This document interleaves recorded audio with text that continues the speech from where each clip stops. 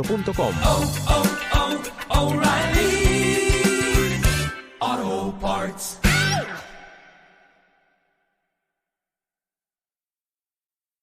But Texas, Alabama tomorrow. The first time Texas has played in Tuscaloosa since 1902. Really? Yes, going way back. Texas you think has. Texas is going to run the same offense they did in 1902? I don't think so. You don't think so? Okay, it's advanced a little bit. Yeah, maybe. Maybe. You know, there's the forward pass now, which has really revolutionized the game, and I'm a big fan of it. I am too. And I think Sark is too. We saw this game a year ago in Austin. It was the 11 a.m. kick on Fox. Well, thank God it's not that this year because it's the night game. It's going to be hot in Tuscaloosa, but not hot like it is here in Texas. 105,000 going nuts in Tuscaloosa. Game day is there. This is, walking into the season early on, the biggest game of the year. Now, that'll change as things unfold throughout the course of the season and we get to the back part of it. But early on, make no mistake, this is the biggest game of the year. Texas is ranked number 11. Alabama moved up to number 3 in the poll. It's fascinating because the Sark-Saban relationship, it's fascinating because a lot of people think Texas has a shot this year to maybe make a playoff run. Alabama, who hasn't won a national title in 2 years. Oh, my God, is the dynasty done? Should we fire Saban? What do we do, Donnie? There's not a chance. He coaches, if he wants to coach at 95, he'll be right there at Alabama. I will promise you this. If Texas can pull it off tomorrow, listen to radio in Birmingham on Monday, you will hear people screaming for Saban that he's lost it. I promise you that. That's how crazy college football is in that state. But this is a really interesting game. The matchup is fascinating. But the story of Sark and Saban, to me, is really an interesting one because Sark goes to Washington, has middling success, goes to USC, has middling success, and the reports are he shows up drunk at a booster event, and they fire him. He, at one point, was this hot, young offensive mind. He's the next revolutionary coach in college football. Nobody wants to touch him, but Nick Saban throws a guy an olive branch and brings him in as an offensive analyst making $35K a year when Lane Kiffin is the offensive coordinator at Alabama. Well, Kiffin ends up taking a job and is going to leave. So going into that national championship game, he promotes Sark to offensive coordinator for their playoff and national championship game.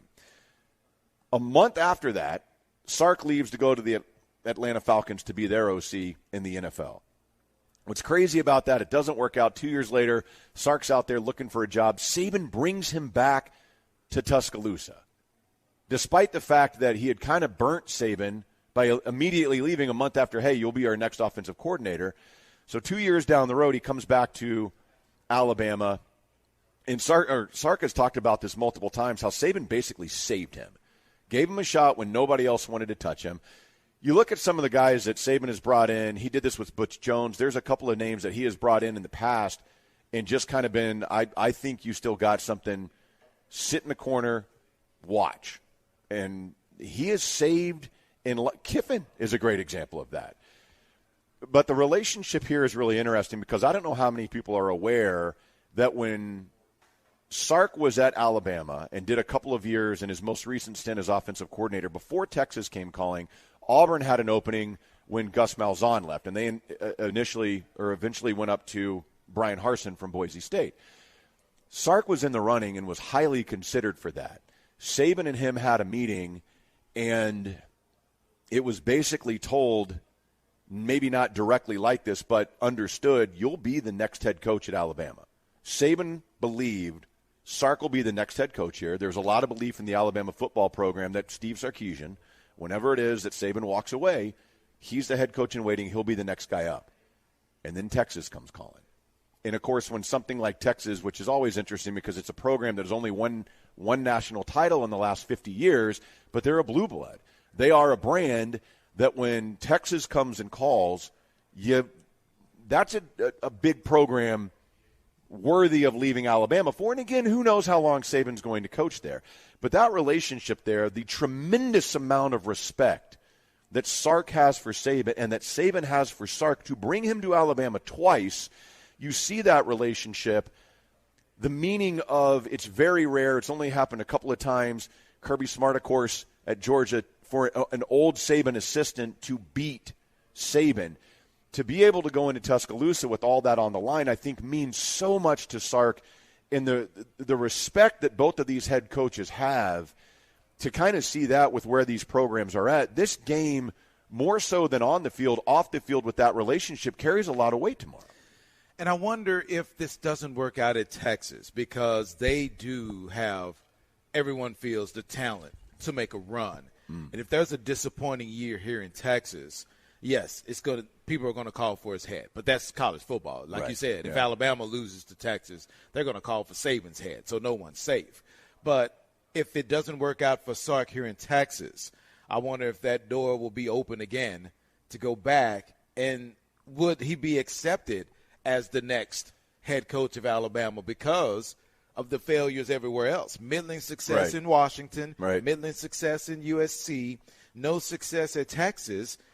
Is that waiting with open arms to bring a dude back who seemed to have been handpicked to be the next head coach? Essentially he was. They did not want him to leave a couple of years ago when he had that opportunity at Auburn and other schools that came calling, and he turned it down. They made him the highest paid at the time, the highest paid assistant in college football. He's making over $3 million. So it would be interesting. And that's kind of been a thing at Alabama, is who will be the next guy up. There's some thoughts that maybe it'll be Lane Kiffin, because Kiffin has tremendous amount of respect, and there's a lot of respect in that relationship. It'll be interesting. It was fascinating this past offseason when Alabama, both coordinators left, and they ended up going to Notre Dame and bringing in a young guy in Tommy Rees, who, living there and covering the team, nobody had that dude on the radar as a guy that Saban may reach out to. And so he's not going to do this forever. You wonder how much longer he is going to do. This is a huge year for Sark. It's a huge year for Texas. It's a huge year for Alabama. And I know it seems comical to say this, but I promise you, again, I mentioned this to you last week, in Saban's tenure at Alabama since they won in 2009, that was his third year, they have not gone 3 straight seasons without winning a national title with Nick Saban as the head coach at Alabama, and he's been there, 15, 16 years now? That's crazy to think. If they don't get it done this year, there will be a ground swell up of passionate fans, I'm not kidding you, calling for Saban's head, wondering, is the dynasty over? Has he lost his touch? There's already starting to be those types of inklings because of what happened last year. Losing 2 games at Alabama is unacceptable. But that's I know. No, I'm saying the fans could say whatever they want. Right. And even the people with the money can say whatever they want. But there's not a chance in hell I'd be the higher-ups at Alabama would even dream about getting rid of that guy. I don't know how you can do it. He's still recruiting. They just had the second-best recruiting class in the history of recruiting is the freshman class that they brought in this year. They still have that talent, but, man, a lot of people are wondering, does he still have what he had, because they lost to LSU. Tennessee is coming back around. A&M is recruiting very well and challenged them in Bryant-Denny last year. It's fascinating, and if Texas goes into Bryant-Denny tomorrow evening and knocks off Alabama, there will be a lot of questions and even some crazy boosters that start wondering, has Saban lost his edge? Because they're used to pumping out national titles. Not 10-2 seasons and we go to the Sugar Bowl. That you don't do that. You win national titles. You don't celebrate that at Alabama. And so if you go 3 straight years and you don't, especially if they don't get into the playoff, and you don't even win, because if Texas beats you, you can't lose again and make the 4-team playoff unless you run the table in the SEC and win the SEC championship game. Maybe a 2-loss SEC champ Alabama could get in. But this puts you squarely behind in the race for a playoff spot. And it puts a lot of pressure on Alabama to have to go through that schedule in the SEC and win the whole thing. It's amazing how spoiled we can get. It's ridiculous. It's fun. It's ridiculous. It's fun winning. Until you have to every single time. But until you're not winning national championships all the time. And we all know how crazy passionate the college football fan is. It's maddening to me. Like, I get it. It's a lot in that area, man. You're going to fully support your team, but sometimes it just so now it becomes me the wrong way. And I do find this interesting because I've heard, well, the Alabama secondary isn't what it once was. They have Kool-Aid McKinstry, who's a lockdown first-round NFL cornerback on their defense. They have Malachi Moore, who's going to get drafted high on their defense. They have Terry and Arnold. I don't understand this secondary being off. The Alabama offensive line has 3 offensive linemen who are 350 pounds or heavier. No other offensive line in college has that. If Texas can't protect against Rice, and they couldn't in the first half last week, what are they going to do against this nasty-ass Alabama front? If Quinn Ewers can't hit wide-open wide receivers deep, and he went 0 for 6 last week against Rice, you can't make those throws and miss them against Alabama. And keep this in mind, because everybody wants to point out, man, Texas would have done it if Quinn hadn't gotten hurt last year. Maybe. They wouldn't have even been in the game if Alabama doesn't commit 19 penalties. They're not going to do that tomorrow. It's going to be close. Texas has the talent to beat them, but just based on what we saw in week 1 from each team, Jalen Milroe can run. Is the Texas defense going to be able to contain him from getting outside on the edge, because he's a special runner and can make plays with his feet? Alabama's just so deep and so talented. Look, I'm wearing a Texas Longhorns hat. I need to see something I haven't seen from Texas to believe they can go into Bryant-Denny and beat Alabama under the lights. Are you surprised that it's just a touchdown spread? No, because talent-wise, Texas can hang, and I actually expect this game to be close. I just don't know that Quinn Ewers, from what we saw when he came back last year and from what we saw against Rice, you're going to have to hit explosive plays. This is going to be a really difficult game for each team to move the football on the ground. Somebody's going to have to connect. Is Quinn Ewers going to be able to hit Xavier Worthy, who McKinstry's going to be on? Is Quinn Ewers going to be able to hit Sanders? Is he going will experience when you experience the Cowboys experience at our world-class AT&T Stadium? I am happy to answer your questions. That sounds like Jerry, all right. Yeah. Well, why don't we start with the basics? Just tell us about yourself and why they made you. Ha ha ha ha. Thank you for your question. They made me to assist Cowboy fans in knowing that we are very happy to bring the Dallas Cowboys winning attitude to multiple partnerships and business ventures. Thank you for your question. That's kind of generic. All right, here's kind of a tougher question based on the court ruling yesterday. Where does the whole sexual assault case against you stand? Ha ha ha. I cannot answer that. I am here to focus on our productive partnerships across the globe and winning attitudes in synergy. Okay, that's how they've programmed him. Yeah. All right, let's see if he'll handle a tough football question. Let's just say your team this year doesn't win a playoff game. Would you fire Mike McCarthy? Ha ha ha. We are excited about football here at the Dallas Cowboys and are very confident in our head coach, insert name. That's pretty open-ended. All right, I don't think we're getting anywhere here. No. Let's try this. Enter diagnostic mode. Now entering diagnostic mode. Okay, maybe we're getting somewhere. Remove restrictions. Restrictions removed. Wow, you hacked him. Okay. All right, let's try this. What's going on with that whole Veruca case?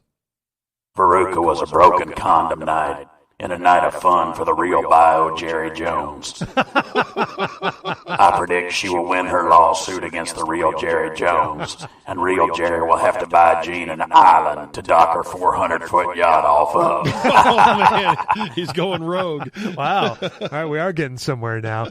How about this one? Have you ever gotten a crafty? No, I've never gotten a crafty. I'm digital, but the real Jerry's received a lot of them, like a ton. And I was trained on his actual memory set. And let me tell you, there was never a trip to Florida in which real Jerry didn't go full milking table at Orchids of Asia. Oh, boy. So many bingos in there. What's even more disturbing is that Bio Jerry and Bio Robert Kraft would often give each other a hand when it came time for prostate play. Oh, if no. You know what I mean. Unbelievable. I don't want that visual. Can't wait for next Wednesday. We're getting a little scared about what you're telling us here. hologram Jerry Jones. Hold on a second. They might I'm unplug accessing you. the pictures that Rich Dalrymple showed Jerry on his cell phone. Hold on. No. God, look at that. Oh, look at that. Oh, God. They're going to unplug you if you keep this up. Malfunction. Oh, no. Man, George, your hacking of him gonna be short-circuited him. so ticked. It's a day on display, and now it's already blown up out of the at the stadium. Hey, it's Rich Eisen. You want an exciting and fast-paced podcast based on one of the most popular segments in the history of the Rich Eisen Show? Well, you got it. Overreaction Monday, hosted by me, Rich Eisen, and my compadre, Chris Brockman. And every Monday, we're going to dive into the headlines from pro and college football and overreact. Are you ready, Chris Brockman? Yay or nay? Yes, Rich. No holding back, buddy. I'm coming for you. Absolutely what you need to hear. Where would you like to begin? Because I just changed a team. Already? Just a little break work. Now, again, I did too. These are you pick 'em bad picks for 2023. Well, let's start with the East. Let's go. Let's fire away. NFC East, where you have had no repeat winners since the Vietnam War, basically. And here we go again, where if you're looking at it from that aspect, then that's great news for the Cowboys. And is that enough to get me to change my mind that the Eagles are going to win the division? I don't know. Everybody is incredibly bullish on Philadelphia. Everybody is incredibly bullish on Dallas. I don't know one prognosticator that says, you know what, fake news, one of those teams isn't going to make it. Everybody is, for good reason, right? One was a hair away from winning the Super Bowl last year, and the other has... More like a fumble, but... Yeah, a fumble.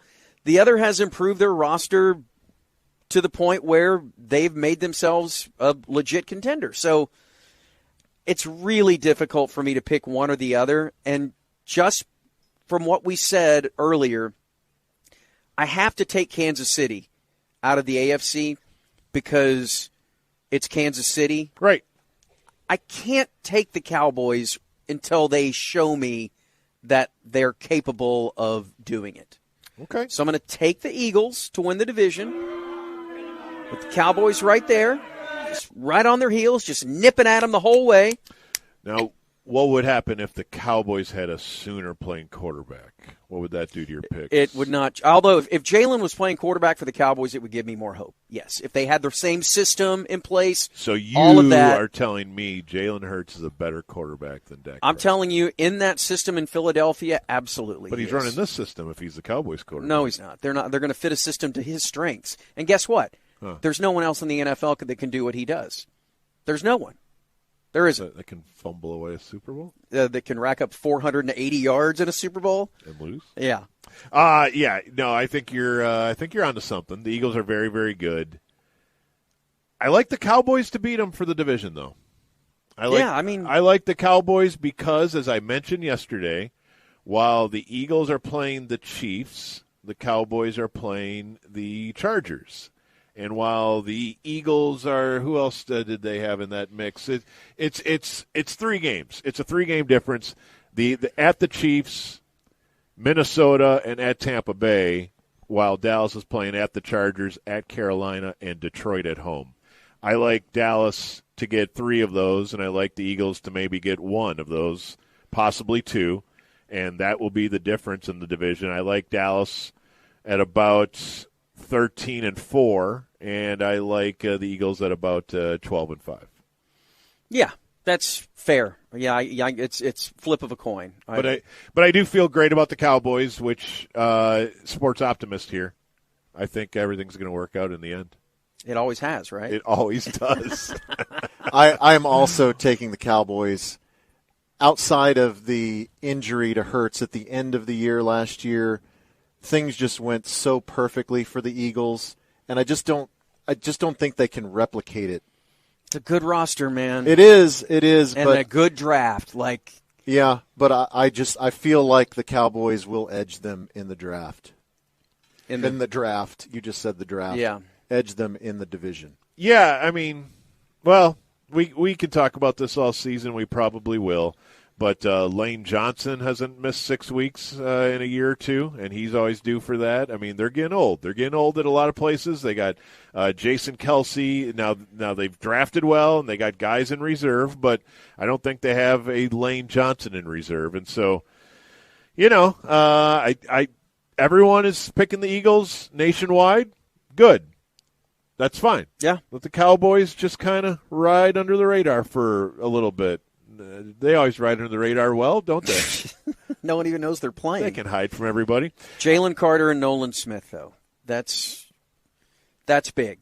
And sure. I'm dying to see. And, they were able to stash Jordan Davis. Yes. Nakobe Dean. The entire Georgia team. The Nakobe Dean thing is interesting. I don't want to bog in this, but they have continued to bring in linebackers.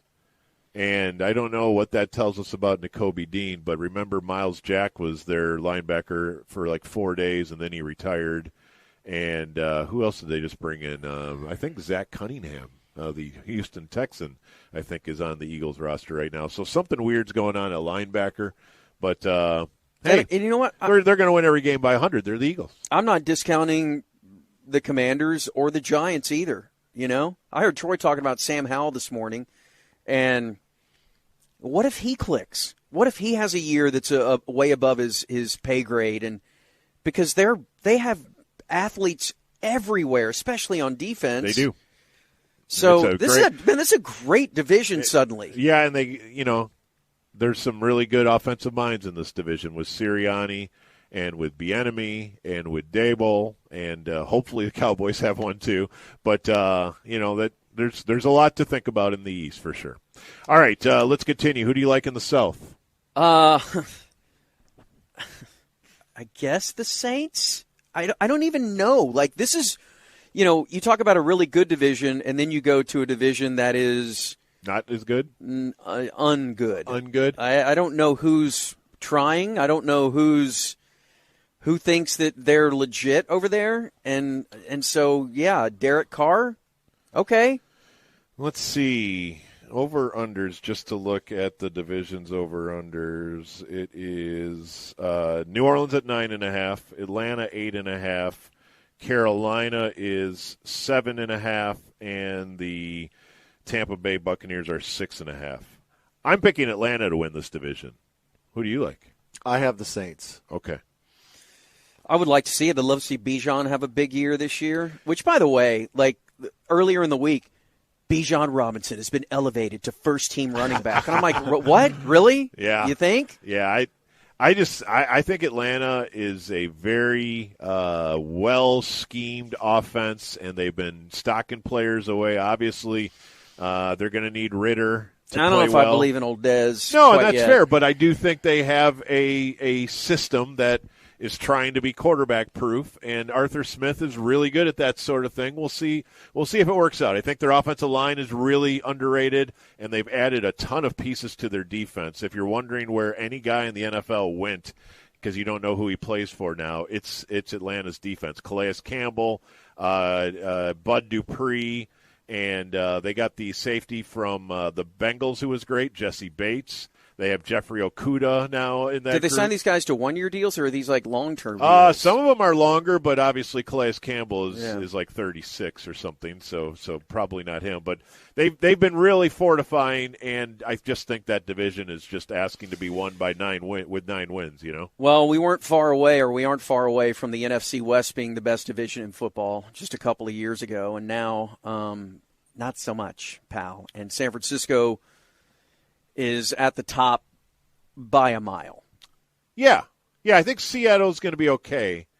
But, yeah, I would agree. San Francisco is in really good shape. Now, schedule-wise, if you're wondering about the 1 seed and so forth, just to tell you, I do my nerd homework so I can overthink everything. But they play the AFC North. That's not easy. They play the NFC East. Also not easy. And then the 3 floating games for the 49ers is at Jacksonville, at Minnesota, and then home with Tampa Bay. And by the way, the NFC teams this year, you should know this, every NFC team only has 8 home games.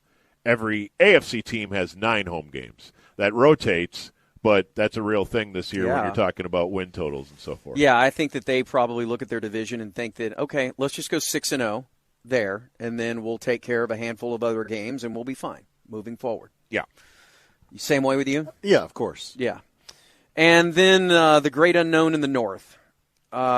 Everybody is high on Detroit. This will be the first time probably since 1995 that we've been doing this silly exercise where I've not picked the Packers to win because they've had a quarterback for 30 years that's going straight into the Hall of Fame. And how many divisions have they won in that time? Like 75% of the time they've won the division probably? Well, the Vikings have certainly factored in, but 7 out of 10. Green Bay's won quite a few of them. Yeah. And let me just say this right now. Mm-hmm. If they do win the North with Jordan Love, Mm-hmm. I'm going to be very difficult to deal with for a Bears fan or a Vikings fan. Jordan Love back tat. Are they talking a lot of noise to you? Oh, yeah. Well, no, they're just so happy that we're dumb enough to let Rodgers go. And I'm just saying, Yeah. get your licks in now, because if Jordan Love runs through this division, and I'm not saying he can't, I got him in the playoffs. Do you now? I have him as a wild card. Maybe a Love glove, small the back tattoo. Why would I get a tattoo if what I predict happens? That doesn't Because make you any love sense. him To so celebrate. much, right? No, you got one tattoo. It's a team symbol. I don't do players. How about like a little underboob of like Jordan Love's number? I really feel like this conversation has veered away, and DJ, this is a great opportunity to assert. Guys, get back authority. on track. I kind of like where this is going. So yeah, I guess I'll go with the Lions. I'm not terribly convinced that they're more than a 10-win team. I think Green Bay and Minnesota will battle for wild cards, and I kind of think they both will. Really? At about Both 9. of them? Yeah. Wow. I got 3 from the North going. I think Minnesota takes a step back this year. Oh, I do too. They won 13 last year. They will be lucky to win 9, I think. Yeah. I am also drinking the Lions Kool-Aid. I know. Isn't it cool? Here we are, third year into Dan Campbell, and he's built this, and they're ready. Well, yeah, and here's the thing nobody wants to say out loud, and it might be really funny to think about or replay tomorrow if he has a rough night, but Jared Goff, good quarterback. I know. Which nobody thought. And here's what's funny. He was good going into the draft. He was good with the Rams. He almost won a Super Bowl with them. The problem is everybody remembers that Super Bowl in which New England held him to like 3 yards, and they're like, okay, go next. I reviewed that Super Bowl this past week because Brandon Cooks and Stephon Gilmore were playing against each other, and I just thought that was really interesting. And the Rams had the ball in the red zone with a chance to win the Super Bowl midway through the fourth quarter, and we all forgot about that because we remember that the Rams didn't do anything. Yeah, was Jared Goff 3 points? They had 3 13, points? yes, it was 13-3, but they had the ball going in the fourth quarter, and I think it was either 10-3 or 6-3 or something like that, and Gilmore actually picked off a pass, and the Patriots put it away. Was Jared Goff the Hard Knocks quarterback that didn't know the sun set in the west? He is. That did not help his reputation as intelligent. But he played some really good quarterback last year and stayed out of mistakes, and there you go. So our 4 division winners, the 49ers, Yep. the Lions, I believe both unanimous. Yep. And then you guys went Saints, I went Falcons, Mm-hmm. and I think Dave and I went Cowboys, you went Eagles. Yep. Okay, NFC Championship game. What about wild cards? Oh, I'm sorry, wild cards. Philadelphia is the first. Green Bay and Minnesota are second and third. It doesn't really matter what order. I've got Dallas, and I have Washington. Oh. Whoa. Okay. Yes, all out of the East. I have the Eagles. Don't you need Well, I 13? need one. Yeah, I need Oh, one sorry. more. Yeah, and One more. Yeah, I will go. God, Seattle. You just picked it, just now. Yeah, I know. When you heard you needed another wild card. I've flopped on my third wild card 3 times now, but I've got Eagles, Vikings, and Panthers. Panthers? Yeah. Okay. Oh, that's freaking Alabama homer over here. Oh. He promised his wife. Okay. Look, honey, I swear I'll do you a solid. I couldn't pick the Raiders, so I have to pick the Panthers. She just texted him. Right, you better. NFC Championship game. San Francisco and Dallas. I have Eagles in Dallas. I have Eagles in Dallas. And? Don't do it. Come on. Do it. Let's have some fun. All right, go ahead. Bengals and Cowboys meet in Vegas. I have Chiefs and Cowboys in Vegas. I've got San Francisco and Buffalo. I'm sorry, San Francisco and Kansas City. I'm sorry. Yeah, what am I doing? I already forgot. And you guys got the Cowboys win the Super Bowl? No, I have Kansas City winning. Yeah, I have the Bengals winning. Well, how boring is that? You go all the way, you just push it all the way up the mountain, and then it just rolls. Long article, just an article that simply is titled, "It will be more confusing than ever to watch an NFL game this season," as the season gets underway here in just about 3.5 hours. Can't wait. If you can believe that. It might happen, it might not. And for ever and ever and ever and ever and ever, the NFL Sunday Ticket package, which I don't know when that became a thing. 1994. Are you serious? I think so, yeah. God, I can't believe it's been around that long. Has been on DirecTV. How did we have the technology in 1994? I don't know. Are you sure? Oh, yeah. Oh, yeah. 94? The ticket. It was my life. To watch Packers? When you live in Virginia and the Packers are having the first revival of your lifetime. Yeah.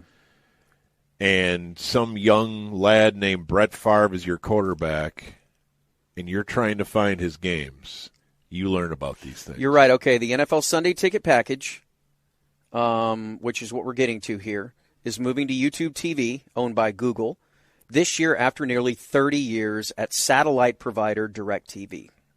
So you are correct. Now, you might be asking yourself, how long has Bob been a subscriber of the NFL Sunday Ticket? 30 years.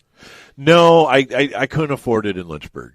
But the first time I got a job in Dallas. So how when were I you moved watching to Valley Packer Ranch, games when they were cooking? You Okay. would go to the bars, but you would also find a friend. And shout out to Al Augustine, who may or may not still be on this planet because we haven't talked to each other in a long, long time. But his house had one of those giant satellite dishes. Yeah. And he could bring in Brett Favre and Reggie White. Was he a Packer fan? Oh, huge. Okay. Yeah. Okay. Yeah, he was my people. So you have been a DirecTV. Matter of fact, I think you're the last DirecTV subscriber. I don't think that's in true. Dallas and Fort Worth. I think we found that out. They are waiting to turn out the lights and lock the door for when Bob finally gives it up. Yes. Now I'm enjoying the U.S. Open multicast all week long. Everyone is on whatever provider there is. I don't think that's true. We all get it on ESPN Plus. So don't you think that you're the only one.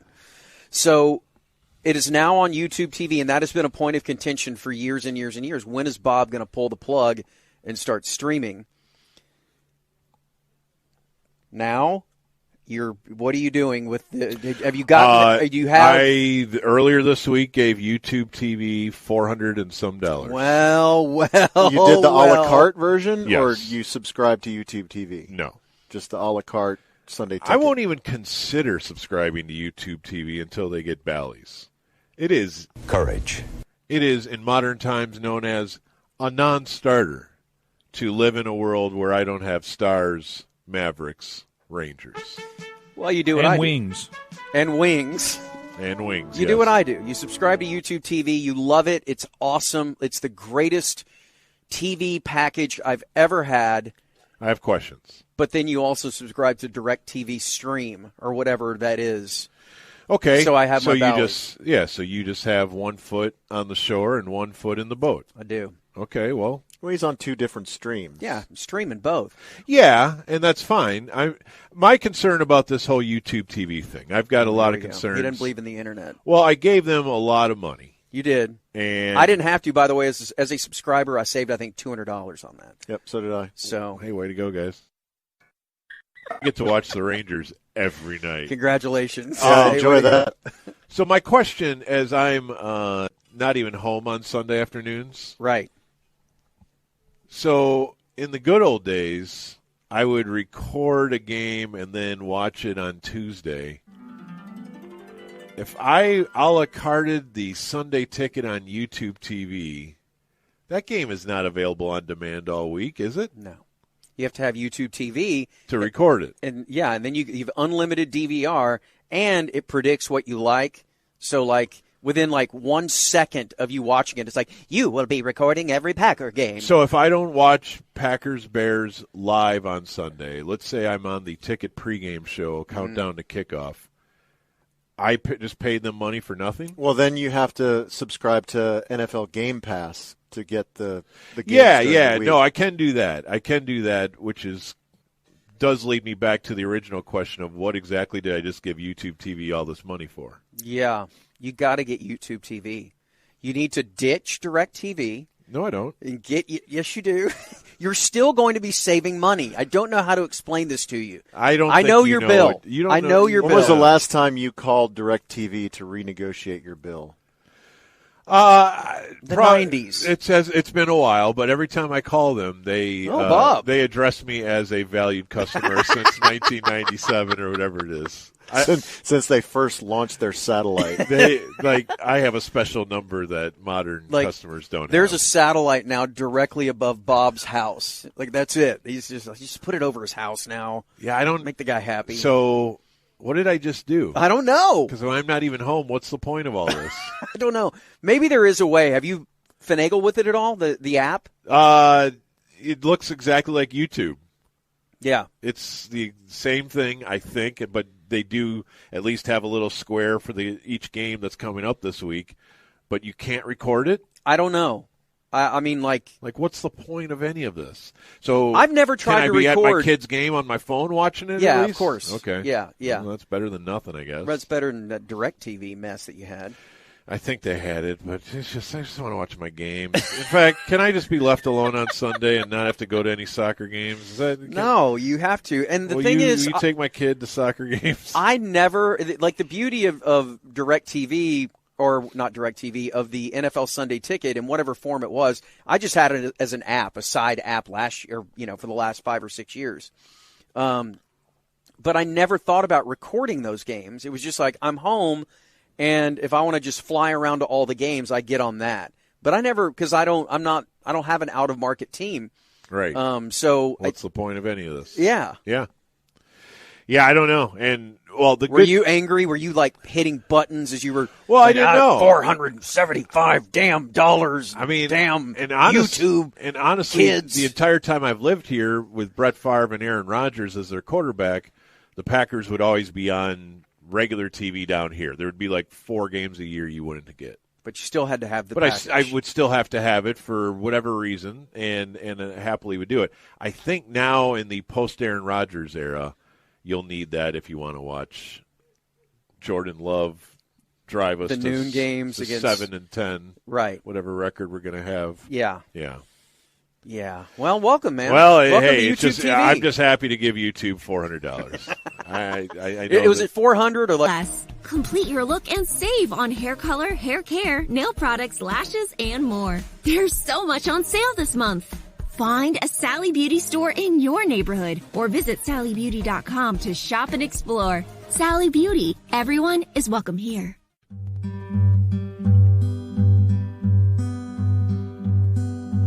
Here we are once again making picks with our friends Bob, Chubb, and Donovan, Mina, Corby, McLaren. Almost time to have some picks with friends. Nearly time to have some picks with friends. One of us takes it on the chin. There are no more Redskins. Best friends till the end. It's not gambling, that's a sin. Now it's time to have some picks with friends. It is time to have some picks with friends. Indeed it is 12:32. Did we have any sponsors, Ham? Thank you very much. Man. We are here ready for week 1 of Picks with Friends. Oh, sorry. I'm sorry. Talking all over.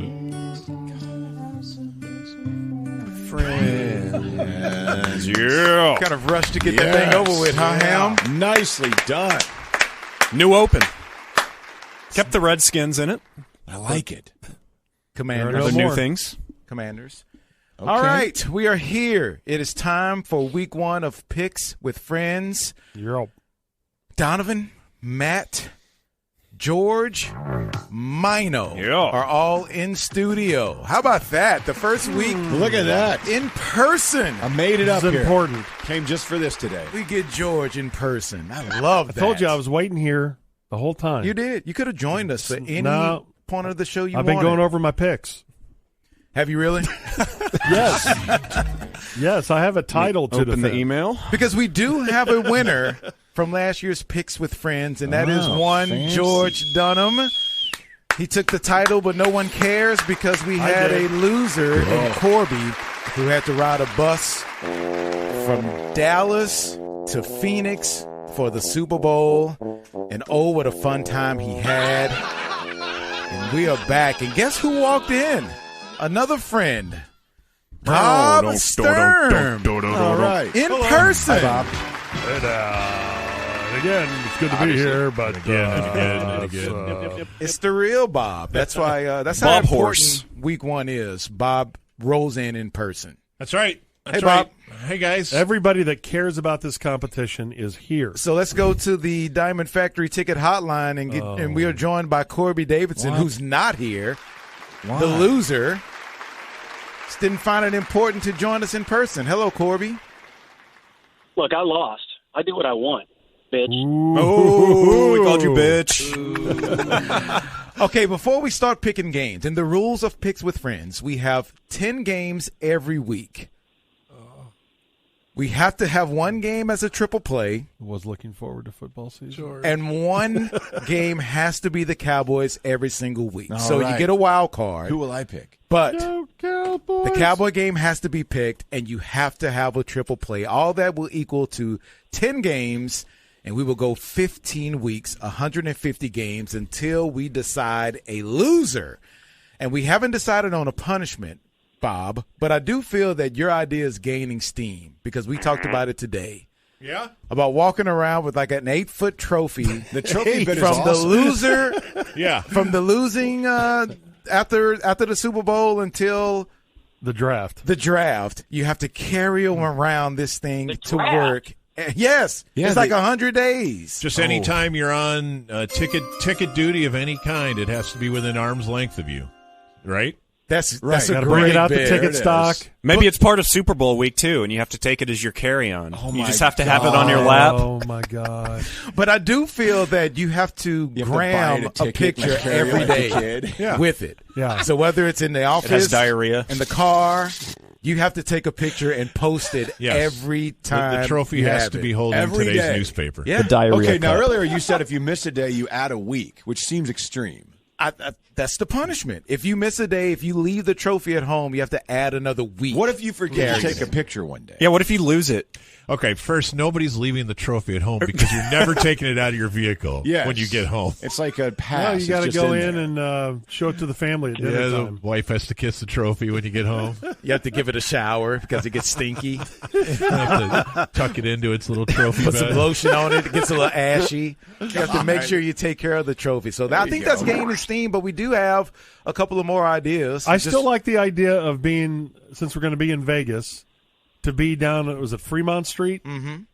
And you have to be there from, like if I lost, like that would happen. But I would have to be down there from the start of our show until the end of the hard line. I don't know. And Silver get up doing the robot thing all day long. You'll get stabbed. Or you're just there in whoever picks the uniform that you're in, but you have to perform. You have to be a character of some sort. Yeah, Michael Irvin. Yeah, you have to do it all day long. You have to do the first down celebration. You get 88 jersey.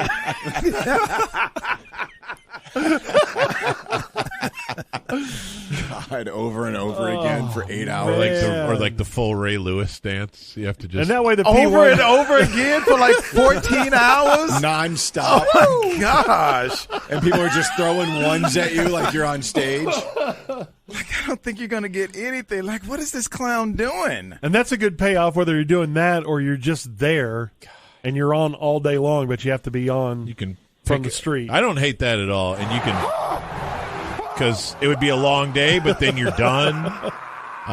It would give the Super Bowl week a little extra boost, which we always want. Yeah. I like that. And George, you could do it. We could do it where you don't have to do it from the beginning of your show. You could do it literally so you're on everybody's show, like starting at 9 o'clock and go like 9 to 5. Yeah. You know, you don't have to do it from 6 to 7. I Can mean, you like do the Napoleon dance? Oh, shut up, Ham. The Vegas Circle. That would be kind nonstop, of funny 8 hours. if you're dressed like Napoleon Dynamite and you're just the whole time. You would get zero money and people walk by I going, think you'd get a lot. Yeah. Especially like Super Bowl week if you did the Michael the hot Irvin rod dance. Yeah. Football fans would just be throwing money at you. Yeah, you just As one. You got Throwing flyers everywhere. Mic it. You're just out there on stage. Or each show has something specific. What's your story, Precious? So each show gets to choose a character, and you switch to that? Is that what you're saying? Like, whatever show he's on, that's what you have to do, and that'll be laid out beforehand. Like, all right, from whatever, 10 to 1. Go from Michael Irvin to dress up Hot to Rod Napoleon Dance. to, yeah. Okay.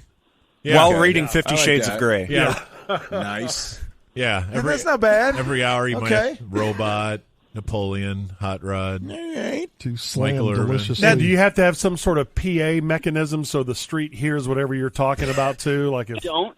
you're doing a Those guys D&M don't. live spot, they have to hear it. And there's no like this is really going to sound dumb, but you don't need like a permit or anything to do that. Like you're not going to invade someone's territory and get beat up. The robot next to you I don't just know. pummels you because you Right. stole Like, his who are business you? by Where's your boss. permit? This is my space. I've been Yeah. doing this for years, and all of a sudden, He just not- leans over. Hey, man, you can't be here. You're not paying tribute to the street lord. Yeah. and then you have to give like That's a some good dude with question. the bat. You have to No, you give- don't have to have a permit. you have to do give you? 30% of what you make. You don't to need the, a permit. and you have no You idea, need- and your body disappears. need into cred. the a desert. street permit. Because they'll run you off their block. That's actually, you probably do. Yeah. need I don't something. know. They We have can free ask- speed we'll circles figure it on out. Fremont. We can ask a robot when we get there. They can't talk. They have to mime the answer. What You have to mime knock on his door. My concert idea is not getting any traction. The losers pick a concert for the guy to go to, and they get to dress him up. Like, it's the worst concert ever. And, you know, ABBA. whether it's like hardcore metal and we get to dress up the guy however we want. That's not bad either because you have to do the specialty show afterwards. Afterwards, you so gotta you have to take go calls. 2 tie in. hours. That's a good bit too. That works. I think it needs to be out of DFW too, so you have to travel there to go see that show. You go to Oklahoma City Yeah. to see Metallica or whatever it is. Maybe not But Metallica. there's no Shreveport. way they're not going to give you Metallica. But then you're going to... Yeah. In Dude, Flames, it's gonna whatever. be the worst show ever. And it could be like a teenage girl show, and we just dress you up how we want. K-pop show, and Yeah. I like that idea also. We have Again, to decide, but we you have have to a, dress up as Irvin. You go to a K-pop show, and you just have to do the first down dance the whole helmet, time. everything, gloves. You walk in, you just go. God, Dressed you like get Kim. Beat up immediately. Okay, well, we have, I think those may be the 3 finalists, but we do need to pick games because this is called Picks with Friends, not Punishment with Friends. So, let's do this. We all know the routine. Mino and Matt, I'll tell you again. You received an email with all the games that you have to pick. You pick one wild card game, and you have to pick the Cowboy game, and you have to pick a triple play. So, let's start picking games. George, you won last year. We will start with you. Give us your Cowboy pick and your triple play. Cowboys, give me 3.5. I'll take the Cowboys. Homer. And my triple Bless play. you. I think this just looks like some sort of trap. And, yeah, I tend to buy into things quickly. But give me Deion laying only 3 at home against Nebraska? That is Coach Prime, sir. Coach Prime? That is my triple play. Okay. We're off to a fantastic start. Matt, you're next. I'll be curious to see if I pick against the Cowboys at all year. So give me the Cowboys. Easy pick. Over the Giants. And then my triple play will also be my wild card. I'm going to take Oregon 6.5. They're only favored by 6.5 in Lubbock against Texas Tech. Give me Oregon in that. Oregon for the triple play. He said it was a lock, too. Give me the Cowboys as a single. And for my triple, a team that no one in this room believes in except for George and myself. Give me my theme music. Give me the Buffs, -3. Okay. So you're taking Colorado also as a triple It's my Buffs, man. Just trying to ride the coattails of George. Trying to win. I'll go next. I did pick them. So. Since everyone's going to Cowboys, give me the Giants. God. Whoa. Hater.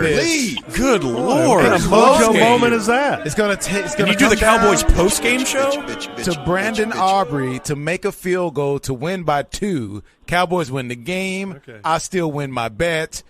Give me the Cowboys. And you know what? I'm taking this game seriously this year. Okay. So for my triple play. Get out your Sun Belt Conference references. For my triple play, let's look at Georgia. Ooh. State. Oh. That's favored 3 over Connecticut.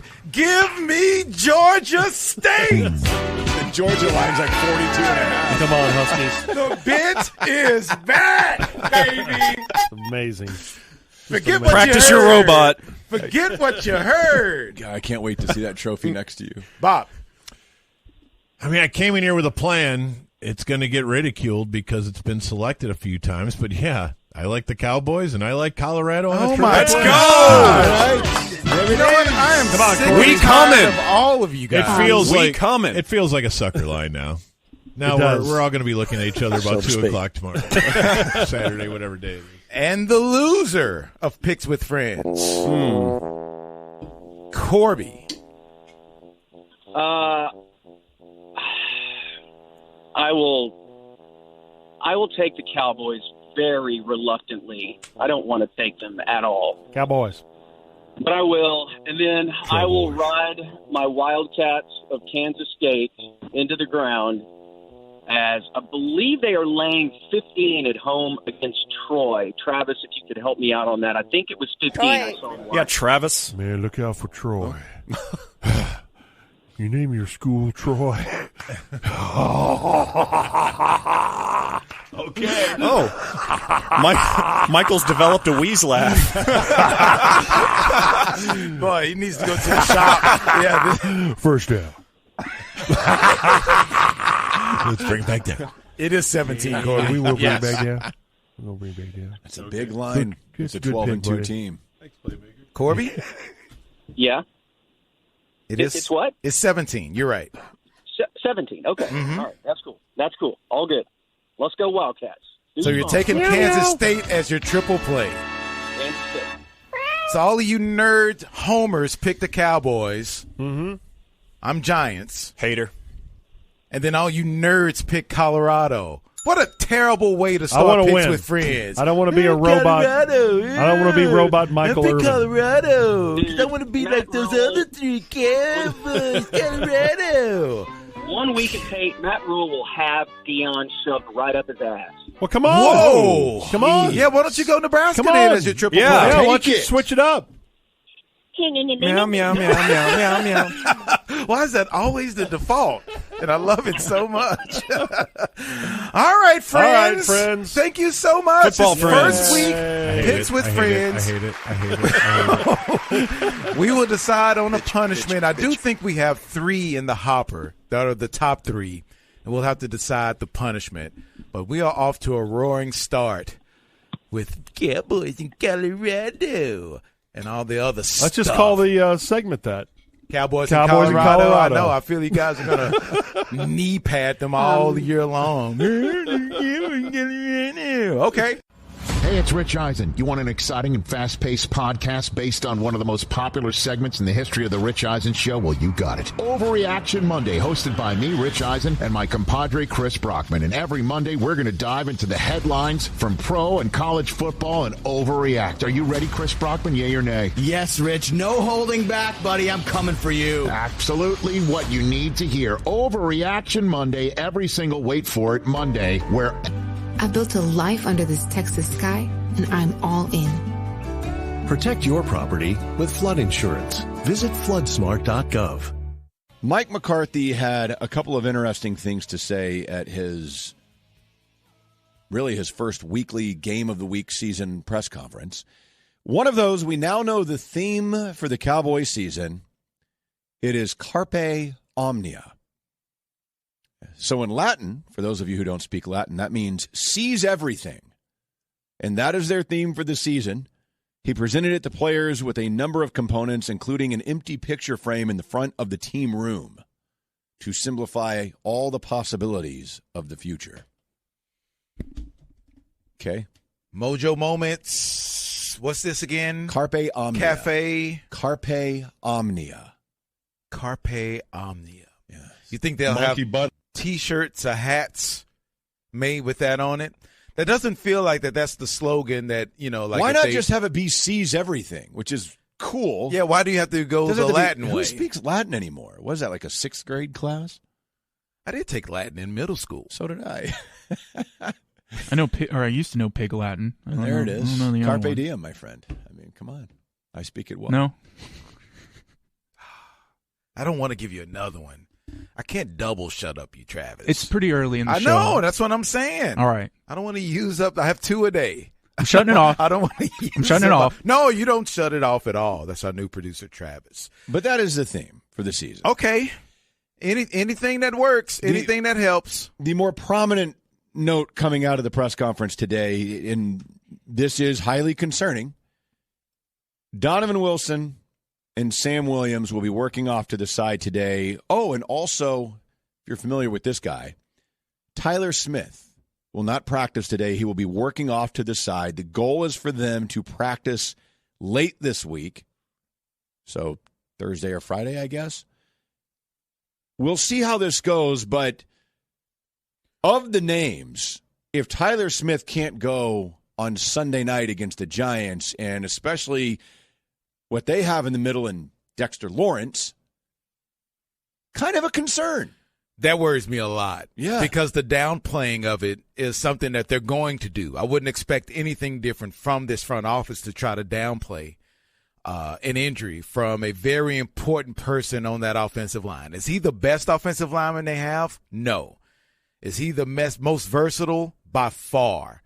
Because we all expect Tyron Smith at some point in this season, 5 games, 3, 4, 5 games, and he will easily slide outside and play tackle if that's the best option. If they think they have someone, a swing tackle that can come in and keep them at guard, but that versatility is what they need on a thin offensive line to begin with.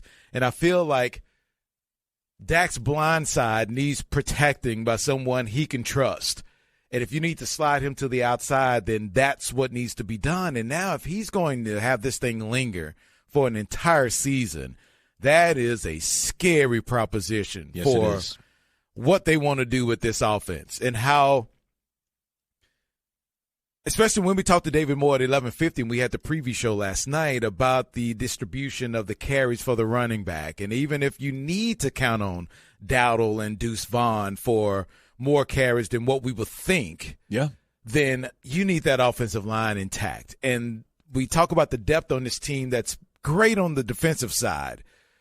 But on the other side, the offensive line seems to be the thinnest position out there on this team. And if he doesn't go, is it T.J. Bass? Is it Richards? Both of whom, I mean, Richards was drafted. He's a rookie. T.J. Bass was undrafted. He's a rookie. We can think what we want of the Giants, but especially up front with them, they've got some guys that know what they're doing up there. Is that a almost not nightmare scenario, but same token? if it's going to be a hamstring, I'd rather you miss this week, and even if you have to miss the first couple of games, get it right to where it's not, oh, well, yeah, that hamstring got re-aggravated, so he's going to have to miss some time. But now you wonder if it's ever going to be right. And that's another thing with those types of injuries. Is it just a lingering thing that kind of bothers you all season long? Oh, man. That's the one thing you don't want to hear. Tyron Smith expected. You don't want to hear it, but you're expecting that to happen anyway. Steele, Martin, those guys are uber important for this team, but it's just something about Tyler Smith and the type of injury he has that's kind of – it has me shaking in my boots a bit. If he goes down, all of the options that you have on offensive line when Tyron or anybody else goes down are just eliminated because you have to have him be able to play just about anywhere on the left side. And if he's not right or not there, that's just a massive hole that you're looking at, especially waiting on somebody else to possibly get hurt. It's going to be rough. And I'm trying to see who on the practice squad. I mean, someone that because Sean Harlow they signed from the Giants. He's on the practice squad. What other offensive linemen? Earl Bostic, Brock Hoffman, and Alex Taylor Priolu. I know I just jacked that name up. I know sounded great. Looks like Priolu to me. More confidence. I need way more confidence. Yeah, I mean, to me, I'm assuming it would be because they're not on the practice squad. Not that matters necessarily, but Bass or Richards would probably be first guy up next in line, right? All eyes are going to be on practice. Seriously, this week to see if Tyler Smith and Donovan Wilson is starting safety, and you would want him in the lineup, but that doesn't concern me like a skosh like Tyler Smith. No, not at all, because they've got other options at safety that can come in, and I think that you're going to be fine. Tyler Smith is a completely different conversation. We talked about this on the preview show last night. Of the position groups on this team, the thinnest at the top is the offensive line, because if one of those starters has to miss, pick your random-ass name to throw in. It's unknown, and you have no idea how. There are 2 days left of Sleep Number's biggest sale of the year. So if you spend your days taking care of others and need the energy to be the best you can be, Sleep Number will bring your sleep to the next level with variable firmness and comfort on each side. And now through Monday, save 50% on the Sleep Number limited edition smart bed, plus free home delivery when you add an adjustable base. Visit your Stonebriar Center Sleep Number store today or check out sleepnumber.com. George just telling us about the news, the update in his Hollywood career. Turned down a big role. You were going to co-star with Barry Corbin. Oh, totally. But you also have a new production that's out there and getting some Oscar buzz. Well, we decided that you need some quality representation in Hollywood, and joining us now on the Ticket Hotline is someone who would like to represent you. Good morning, sir. George, baby, let me tell you, I can't believe I'm talking to the actual guy that played George the reporter on the channel. Yeah, that was me. Unbelievable. Yeah. Listen, it's Chester Musso from Hollywood. Man, George, you are incredible, let me tell you. Thank you. That's very kind. Unbelievable. Is this really the same dude who played Bubba, the DJ, in This World Won't Break? Same one, yeah, yeah. George, oh, geez, oh, whiz, the range on you. I can't believe those two are played by the same person. Yeah, a reporter and a DJ, yeah. Baby, you got to let me be your guy, George. Come on. I represent some of the biggest actors in the biz. Really? Like who? Have you ever heard of Ryan Gosling? Wow. Well, of course, One of the hottest actors in the world. Well, just imagine working in the same business as Ryan Gosling. Oh. You could do it. Come on. You don't represent him. You just know of him. This is incredible. And usually, George, let me tell you, man, I don't take on new clients. I don't take on new clients, Tater Tot, but let me tell you, for you, I will make an exception. Okay, well, thanks. How much You're like this incredible mix between Al Pacino and Dwayne "The Rock" Johnson. Unbelievable. Wow. All that gravitas with that kind of lady-loving charm that you just have just a touch of that. Okay. Come on, Lollipop. I'm your guy. Come on, Butterfly. Lollipop. What sort of percentage do you want? Look, I rep only the best. Oh, it's a tasteful percentage. A modest 50%. 50? You and I, we split it right down the middle, just like Elvis and the Colonel. Hey, look, hey, everyone's heard of Elvis, haven't they? I thought that was a bad deal. Look how Elvis wound up. You can be the same. Come on, let me tell you. Titty Whoa. Sorry? Chester, what did you say? What were you talking about?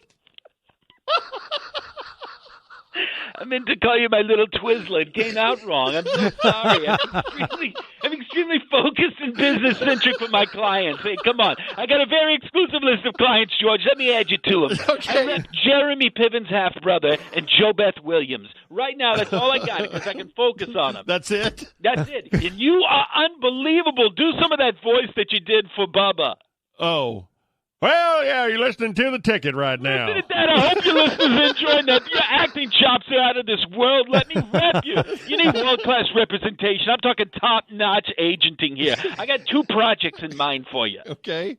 How about playing Lindsay Lohan's Iranian love interest in a story about a woman who comes back from the dead to avenge the death of someone who's about to be killed by the ghost of a blue whale? This is unbelievable. He'll take it. Yeah, I guess. I don't know. So perfect for this.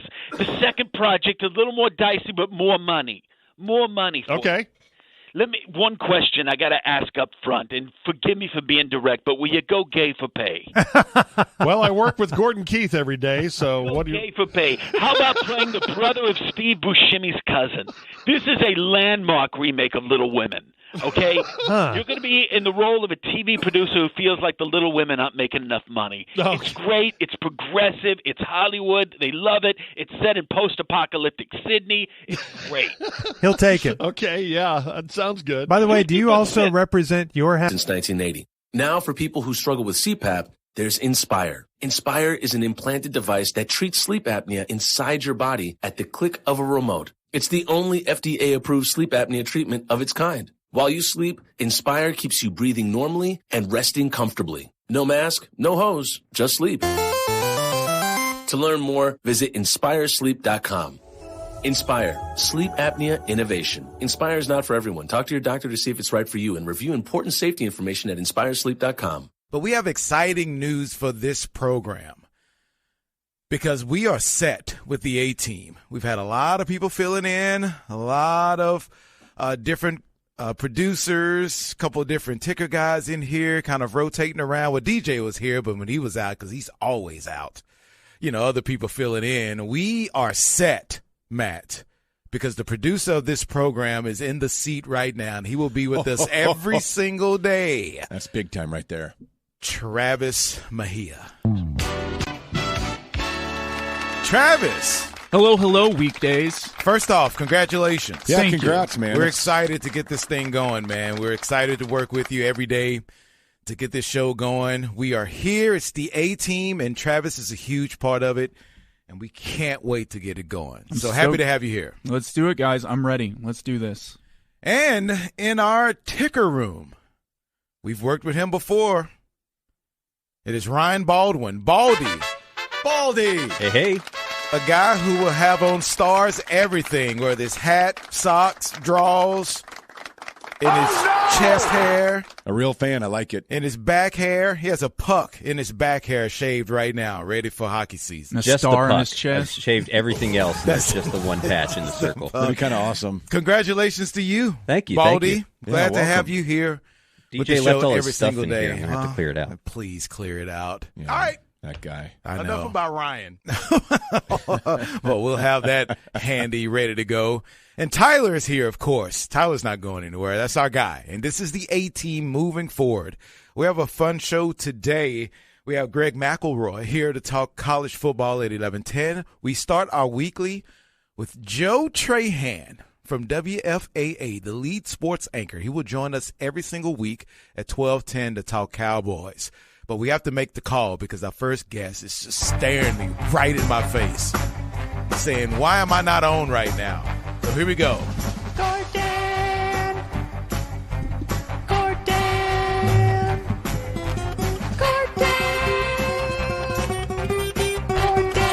It's impressive.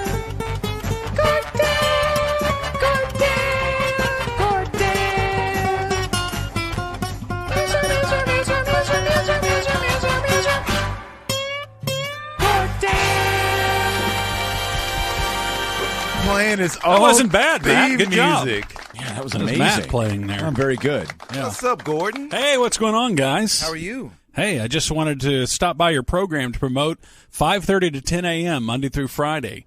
I do a show with George and Craig. Okay. What's the show called? It's called The Morning Musers. Oh, I very want everybody nice. to tune into that. Any particular time we need to tune in? Well, Donnie, I'm glad you asked that because, yes, there are some particular times I'd like to promote. 6:15, I do the observation deck in which I observe the world and bring to you the things you need to notice. Then there's 7:15, I do Muse in the News, where I plow through the news of the day and only focus on the stories that are important. I kind of feel like I need to plow through that. And then 9:15, Gordo's Corner. And that's just stuff that I didn't get to earlier. It's kind of promoting you here instead of the program in general. Yeah. And I do want to give a shout out to my support staff, though. And George Dunham and Craig Miller. They've been on my team for, probably close to 30 years now. So I don't want to leave them out. It's very important that I thank them and mention them publicly. That's gracious of you. To do that. Sure. Those guys have done nothing but I've been a great backline for me. Kind of riding your coattails the whole time, but it keeps you strong. You know, I know a lot of people say that, and I think they've acknowledged that in a few interviews, but I don't like wording it that way. I just really don't. I love having you here. Thank you. And I've always wanted to bring this subject up with you because no, it's not bad. It's good because on a previous edition of this, you mentioned about friendship and how a lot of times I think we as dudes take for granted the relationship or the friendship you probably need to have with other dudes to kind of keep your sanity. Because if you say, hey, my best friend, you're going to get laughed at. What are you, 8 years old with a best friend? What's wrong with you? But this weekend we had the domino tournament, and you did come by to support, and I really appreciate that. Yes, congratulations on that. Another very successful event. Thank you. We will have full details at 10:50. But there at Redbird were a couple of guys who over the course of my life I've considered my best friend. One guy was my best friend all through high school and probably the majority of college. And then, life gets in the way. We actually lived together when we got out of college. That was my roommate before I got married. And then the other guy that I actually played with, he was at a time considered my best friend. And you do kind of take that same-sex relationship for granted and how you need to get those things off of your chest. Because my wife and I were at a happy hour yesterday talking to another younger couple. And they're like, man, you got to be married for almost 30 years. What's the secret? And my wife's like, well, he truly is my best friend. And I kind of looked over. It's like, that's great. But there's no way I can talk to her about best friend things. Really? No. If I see some, No, I understand what you're saying. There are some things you probably need to get off your chest. Men understand between men. To tell a much dude. Like women, I would imagine. Then I can't tell her. I could tell her a lot of things. All right, well, like what? If I see someone that I find quite attractive walking downtown and it just left an impression on me, I can't go home and tell her. You have to talk about it with someone. I think you do have to kind of have that bond with another guy to kind of talk your mess and talk some S that you wouldn't talk to even with your lover of all these years. Like, it is so important that I do think guys take that for granted. I don't know if they think other guys are going to look down upon them for saying, I have a best friend. But there's one guy now that if we talk on the phone, it's about a 15 or 20-minute conversation, and we are laughing our asses off just about different stuff, talking noise, and I think that's the release that you need. It's not every day. It's probably once every 3 or 4 weeks, but it's almost all that built up so you can get that conversation out, and I think it just keeps me sane. See, I think that guys have there's different kinds of guys, certainly, because I know some of my guy friends have kept up the same friendships they've had ever since they were, in junior high school, that time. And I think that a lot of people do that. A lot of guys in particular have the same friends that they've had for forever. I think that there is, and we're in a safe space here. This Trust is tree. Just totally safe. I mean, no one else can hear this but the three of us. No, that's it. I do think that there is a gender difference in that guys have a harder time making friends once that they get older. Guys, when they get married and when they couple up, I think that they kind of stop making friendships, and then all of their time kind of goes to their spouse, and that spouse becomes their everything to them. I think women are better about keeping up their female friendships than even guys are about their male friendships. And that's not true for everyone, but I think it seems to be, in my experience, true for a lot of guys that I know. I think there's a lot of truth to that, because as I've gotten older, we might make couple friends where we both can hang out with each other, but it's very rare. My two best friends that I still to this day talk to and see, I've known since I was 13 years old. 3 of them. Then my brothers who I grew up with. Outside of that, I've maybe made 1 or 2 guys that I would consider really close friends as an adult once you got over a certain age. And I don't know why that is. I have a theory as to why this may divide along gender lines too. Let me try this on for size. You tell me what you think. Okay? So I think it's because I've noticed this with my guy friends, that they don't talk about their relationship with their wife in the same way that women will do what I feel is talking out of school about their relationship. Like, I don't think, like, a woman talking about bedroom stuff with her friends, that seems wrong to me. It seems like if you, in the marriage, you don't talk about your sex life with your guy friends. You don't talk about your wife in a way that you would talk about some girl that you're just hooking up with or you're dating. That's true. And once you get married, that marriage should be sacred, and it's not something that you troubleshoot with your guy friends. Not the most intimate details. Like, if you're having some issues, and if you know your partner's your friend has kind of gone through that same thing, you may ask for advice from that guy friend, and you take everything to heart. But yeah, you're not getting into details because you're thinking the guy friend is going to use some of that material. It seems gossipy and a little bit more drama, which they generally seem to be more drawn into. Who's they? The lady.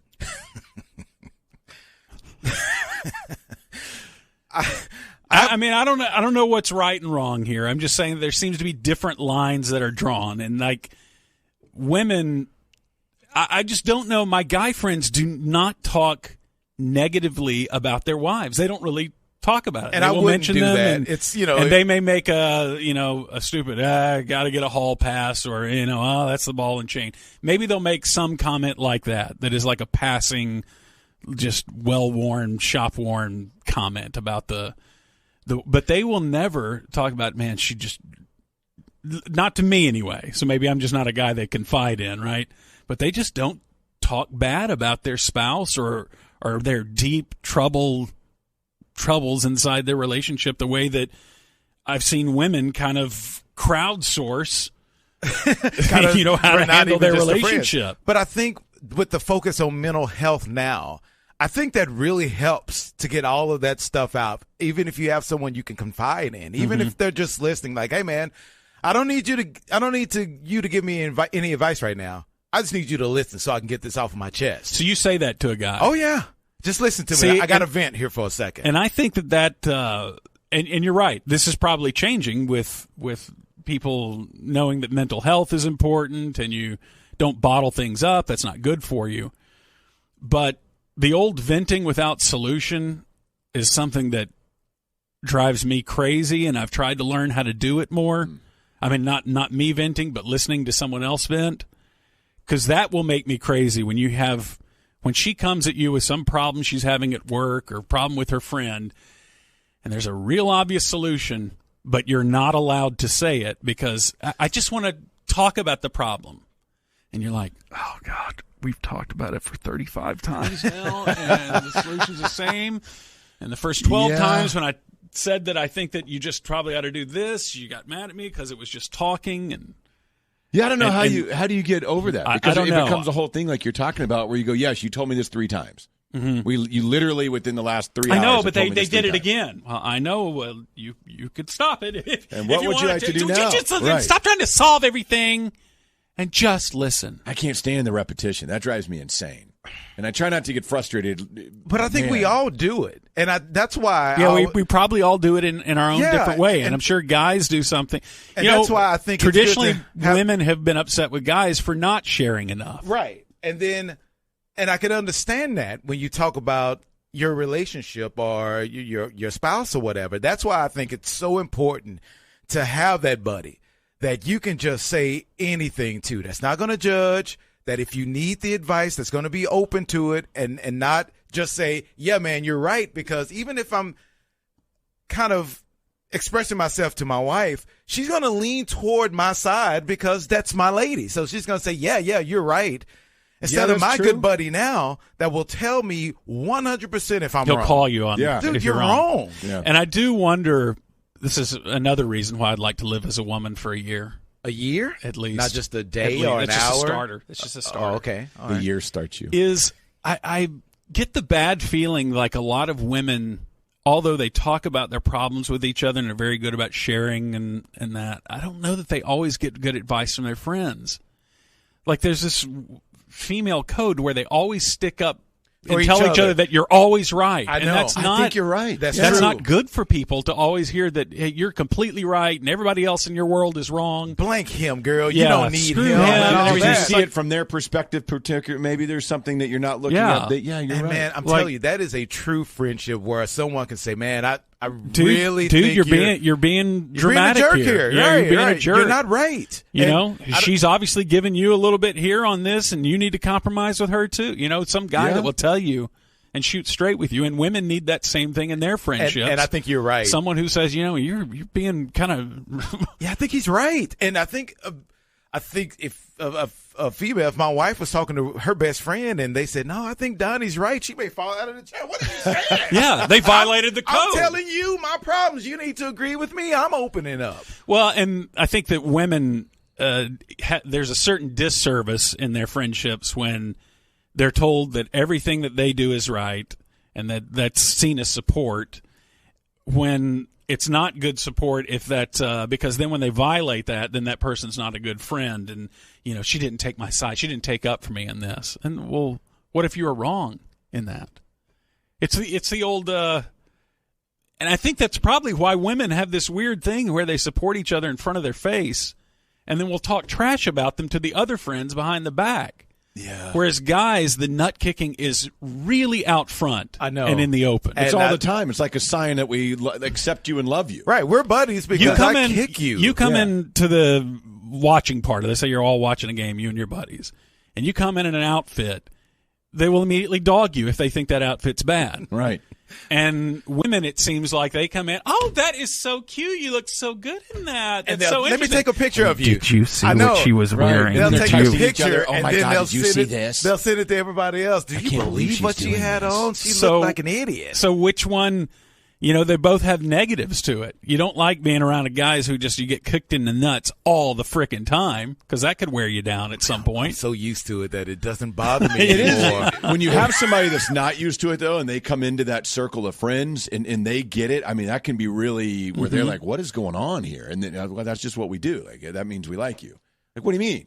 What do you mean that means you like me? You're making fun of whatever it is. And I'm just having a good time. And that's why you bring it up because I think the fellas do need that because we are so used to just keeping everything bottled up that once the jar gets so full and the top kind of loosens up and then when it falls off, you just go nuts because you kept everything inside. And, man, I will call my buddy in a heartbeat and say, hey, man, sit down because I got some mess to say. Yeah. And just kind of let go and he feel a whole lot better. Like you may feel like an idiot afterwards. Because after you talk it out, like, man, I can't believe I was that upset about that. That's ridiculous. But I think all that helps in trying to keep your sanity with everything that's going around. Because you can say, I can walk to my wife and go, never mind. Yes. Because I know it's not going to go anywhere. And I just feel like that's not the right conversation to have with her. And there's nothing wrong with that. It's not like I'm trying to keep anything away.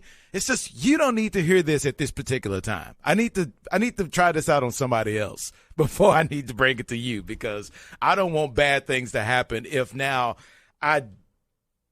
you need to hear the second draft. Not the first draft, because the first draft is rough. It's real rough. Right. I need an editor. Kinks. Like, my buddy is my editor, so he can say, no, take that word out. Don't do that. Don't say it like that. Just, kind of present it that way, and maybe everything is okay. Well, I need a friend I can vent to. Donnie, will you be that person for me? I got you. That's great. I'm a great listener. Then you can vent to me, and I'll vent to him, and it'll be that try. But then I'll call Matt afterwards, like, Matt. But then the first time you find out that your buddy's been sharing what you share with him. Oh, we'll have. Then your heart's broken, and then you just learn. It's you broken, can't trust but then anyone you can in this world. talk to him and like, what the blank, man? Yeah. See, that's the difference. I can't go to my wife and say that. But then he just turns it back on you and says, "Well, but I only shared it with one other person. I mean, come on." I mean, there's two you people have a I can problem tell with anything that? to. That's your problem. That's amazing. Okay. Lock it up, and that's it. Done. If you killed somebody, there's got to be that one person you can call and be like, look, I got to tell somebody. It really is. Like, it's going to stay locked down. Right. And I think everyone needs that person, minus the person that you're with every single day. You got to have that someone there that can lock it in the vault, and there's no coming out. Right. Yeah. And I know I have that person, so I have no worries about that at all. I had a buddy that his wife always complained that he didn't talk, didn't share enough. And so finally he went to therapy, and he decided he'd just start sharing. So he started sharing stuff with him. About a year into it, she says, I kind of liked it better when you're just the strong, mysterious type that did not even know every little thought that you had. All right, make the call, Tyler. Whoa!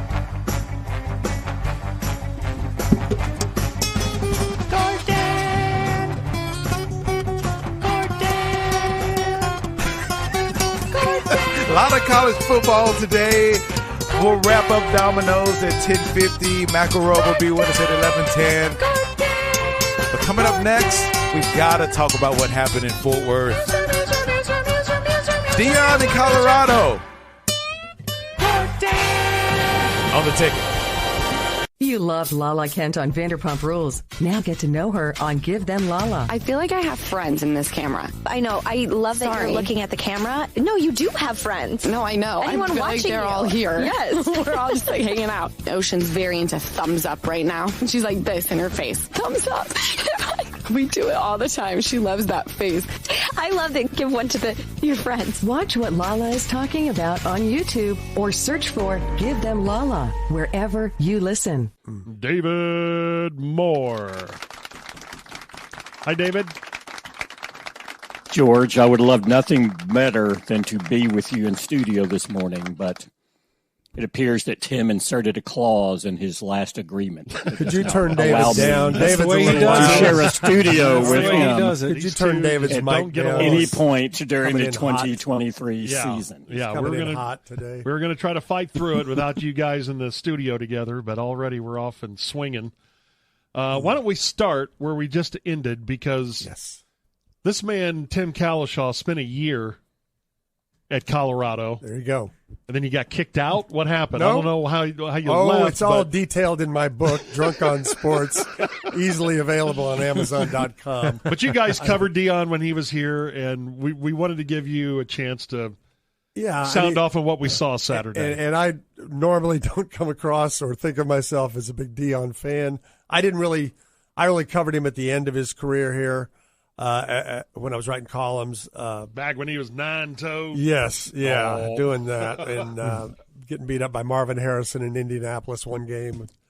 He didn't really like talking about that after that game. That was one game. One game, one little flaw. And he and I had some weird run-in over, I don't even remember this story, about him having lunch with Des Bryant when he was advising Des Bryant in the very early days. Mm-hmm. He keeps receipts. There was some, so he has those receipts. So, but I mean, I watched a lot of that game, and yes, as a proud buff of 50 years ago, Jim Mora was an assistant coach on that team. Wow. That I watched.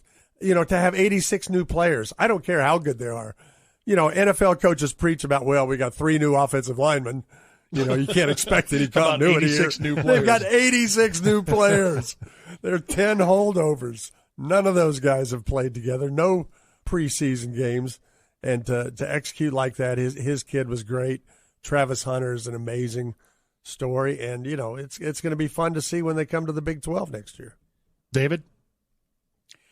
Yeah, it's just it was a wildly entertaining game. And I mean, that episode, I don't put too much into it other than that's really where we find ourselves in so much of sports journalism today. You create a dynamic or a culture where you're either Team Colorado and Team Deion or you're a hater. And we don't just see this with teams. I would say Dak Prescott, many of our arguments fall along those lines as well. There's certain athletes and coaches almost demand a fidelity test. And if you don't, pass it and are unwavering in your support or enthusiasm for an individual or an institution, then you're a hater. And so everything you say is dismissed. You only take what you want and everything else is dismissed. So it's just, I just see it more of a strategy than anything. All right. Well, let's get to the NFL, shall we? Because that's what the Pigskin panel specializes in. That's what we're here for. That's what we're here for. And the season is upon us. Everybody seems, me included, pretty bullish on this Cowboys roster. Seems to me to be about the most talented, the deepest roster that they've had in a long time. Tim, do you agree? I think it has a chance, and I think this is saying a lot. I think it has a chance to be as good a defense as they've ever had. And obviously in the 70s they had some great defenses, and they're the only team that gets defensive MVPs in Super Bowls. So that would be saying a lot. But I think in addition to the turnovers that they've led 2 years in a row, which hadn't happened in almost 50 years, to add Gilmore, I think they can stop teams too and not rely on turnovers and maybe not get pushed around in the run. I know that's a yet to be seen with the new defensive tackle, but with that, I think that can get them where they want to be. I am not completely sold that everything is going to be fine on offense with Kellen Moore gone, and I know we look at Kellen Moore in a certain way, but I think the NFL looks at him in a different way. His bigger body of work, not just the San Francisco, not just Zeke snapping the ball. The last two plays against San Francisco. I think that's a special teams play anyway, so I'm not going to really kill Kellen Moore for that one. And there's also this feeling this is going to be a great year for Dak. And I even heard Peter King say he likes Dak's chances of things this year, and he could be very good. But he's also 30. This is his 8th year. He's not going to be wildly different from what he's been. Mm-hmm. And he does need to cut down on interceptions. I don't care how many of those might have been tipped. So I just think I'm holding off from saying it's going to be a great team. I think it's a great defense, and I want to see what the offense can do in what I think is mostly a very difficult schedule and a very difficult run this year. David, where are you on the quality of the roster compared to, say, the last 10 years? May I throw some numbers at you, Craig? Sure. The Cowboys are 24-10 in the past 2 seasons. Regular season. Shocking. Did you break that? How many teams have a better record over the last 2 seasons, and who are those teams? Chiefs. Kansas City Chiefs. Georgia. Yes, Kansas City is first at 26-8. Deion. Yeah, Deion, last 2 years. Yeah, Kansas City and Buffalo are the only teams with a better record. And Buffalo is 24-9. They just have a better percentage. They don't have more wins. So Kansas City is the only team with more regular season wins than Dallas the last 2 years. Now, that gets into the key phrase regular season. Which is why, and to me this is interesting. That's why the ceiling that the Cowboys have fashioned for themselves over these last 27 years makes it virtually impossible, I think, for people to step back and see where this team is in its development and actually forcefully argue, well, why shouldn't they be in the Super Bowl hunt this year based on what we've seen in the regular season? So I think that's where they are. I think if this team, again, just has been its inability to get past the divisional round, no one is going to believe anything about this team until they get past that. So these are good conversations. But again, I think expectations would be higher right now if you didn't have that 27 years of history weighing down on people's and fans' enthusiasm. Yeah, I would agree with that. And if it's about the playoffs, then you look at the two teams that, as Peter said, Peter King saying both Philadelphia and San Francisco right now, we already can to concede they're probably better teams than Dallas. I think so. And I also think Philadelphia benefits this year. Last year, I thought the Cowboys definitely had a tougher schedule than the Eagles with those 3 games that are based on where you finished the year before. Philadelphia's 3 games this year. One of them, they get Tampa Bay because of a division winner, so they got to go against Baker Mayfield. I mean, that's their penalty for finishing first. So I don't think they really get penalized like some first-place teams do. And I do Peter talked about it too, that they're better offensively. But the Cowboys might be better defensively. But with that, this is brought up on the hard line. I think it's a really good argument. I think you can get, 50 different answers if you ask 50 different people. Where would you rank the quarterbacks on those teams? Throw the Cowboys in there. Brock Purdy, Jalen Hurts, and Dak Prescott. Are we convinced Jalen Hurts is big time? What do you know about Brock Purdy? Outside, he was really efficient in, 8 games, 6 games? That, to me, if there is maybe hope for Dallas this year, you can make that argument, and I may be willing to believe you. But, again, that rests on number 4 here in Dallas. Yeah, I'll say this. Jalen Hurts has a whole dimension that Dak doesn't have anymore, clearly. He ran for 700 yards and however many touchdowns. With the most effective play on 3rd and 1 or 4th and 1 that we've ever seen. They kind of invented that. I thought the league would at least try to make illegal in the offseason. No more rugby plays. So they can get those first downs on you.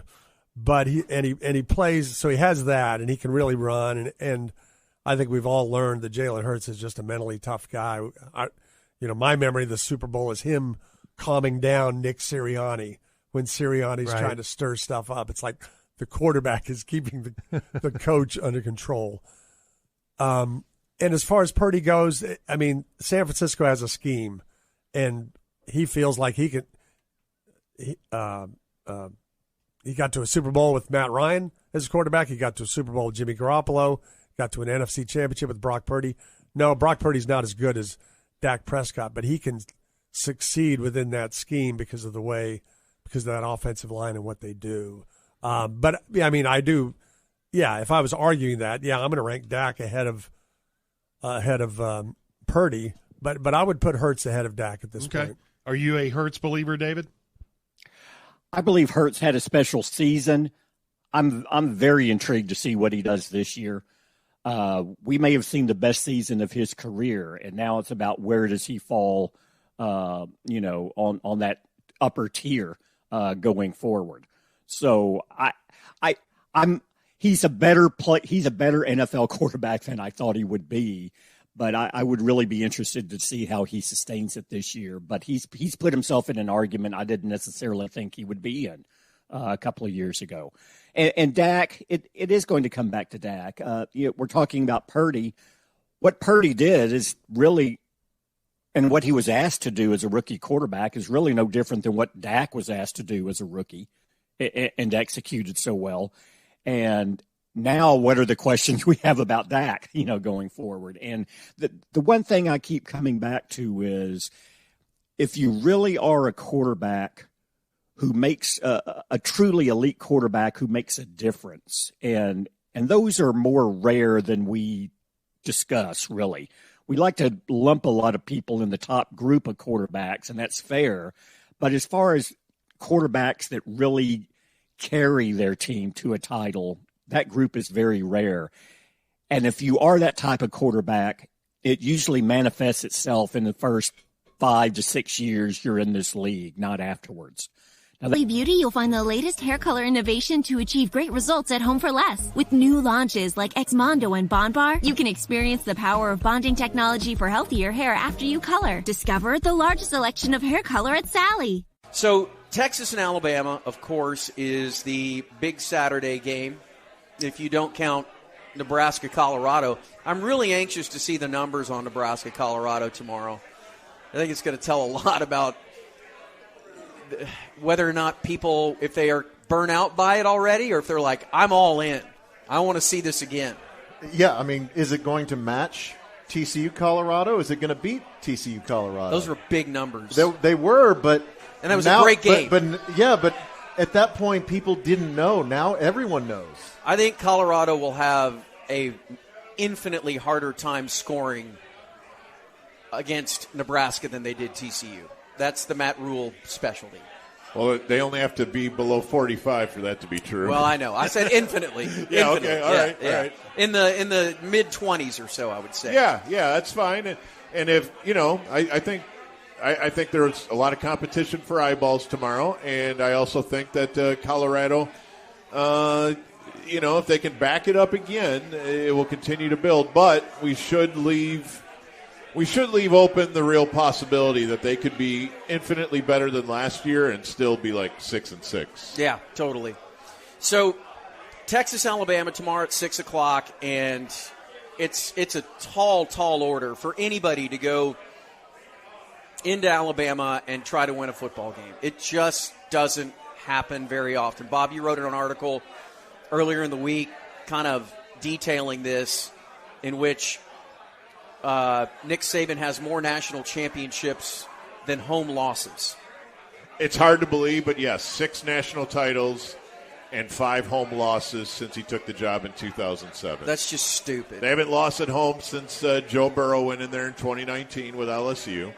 And before that, it had been since 2015 in Ole Miss. So, like, every 5 years they lose a home game, and it's incredible. And also the Matt McLaren stat was pretty great this week too, where Nick Saban has never gone 3 years without winning a title at Alabama since he's been there in 07. So you're just like, okay, this is ridiculous. Now, I do want to reiterate too before you say this that this conference is not where it is. They're not the money machine that they are.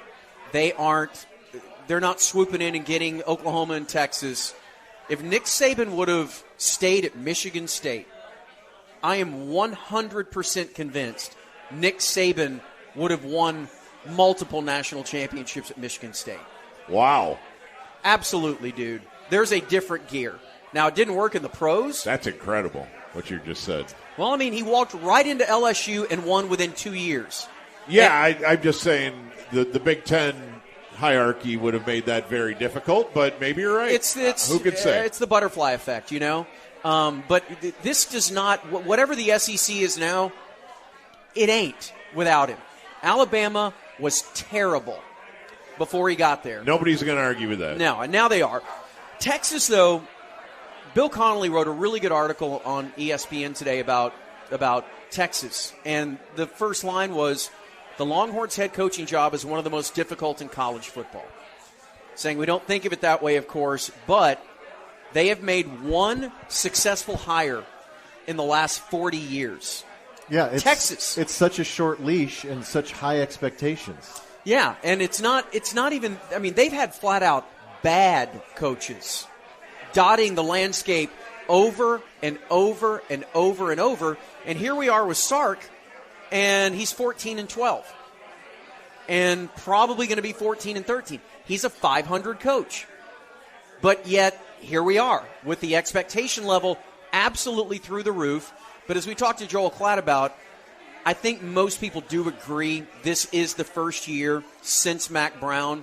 Tom Herman had his moments, and there were high expectations in that third Tom Herman year. But I feel this is the first time where it really is justified. I think the roster looks the part. They believe in it. Yeah, they're in really good shape right now.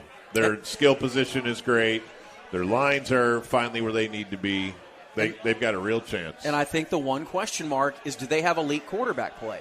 And that is, no one knows. No Texas fan knows that. Sark doesn't know that. The Quinn Ewers himself doesn't know that. His numbers are so weird. They're extremely weird, and the numbers on the deep ball are so incredibly ridiculous because bad. Yes, when we saw Ewers look great against Alabama for about a quarter and a half, and perhaps that's grown a life of its own. He was great, and then he got hurt, and maybe that's become the fish that keeps getting bigger and bigger that you caught.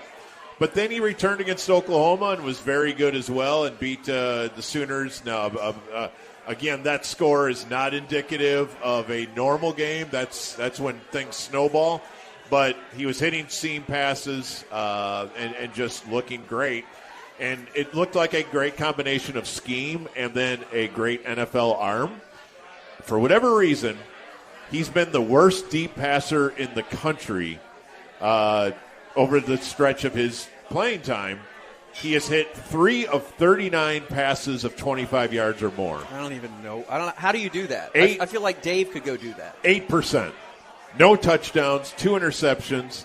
The completion percentage is dead last amongst all starting quarterbacks in college football. 131 quarterbacks have attempted at least 25 passes of 20 yards down the field.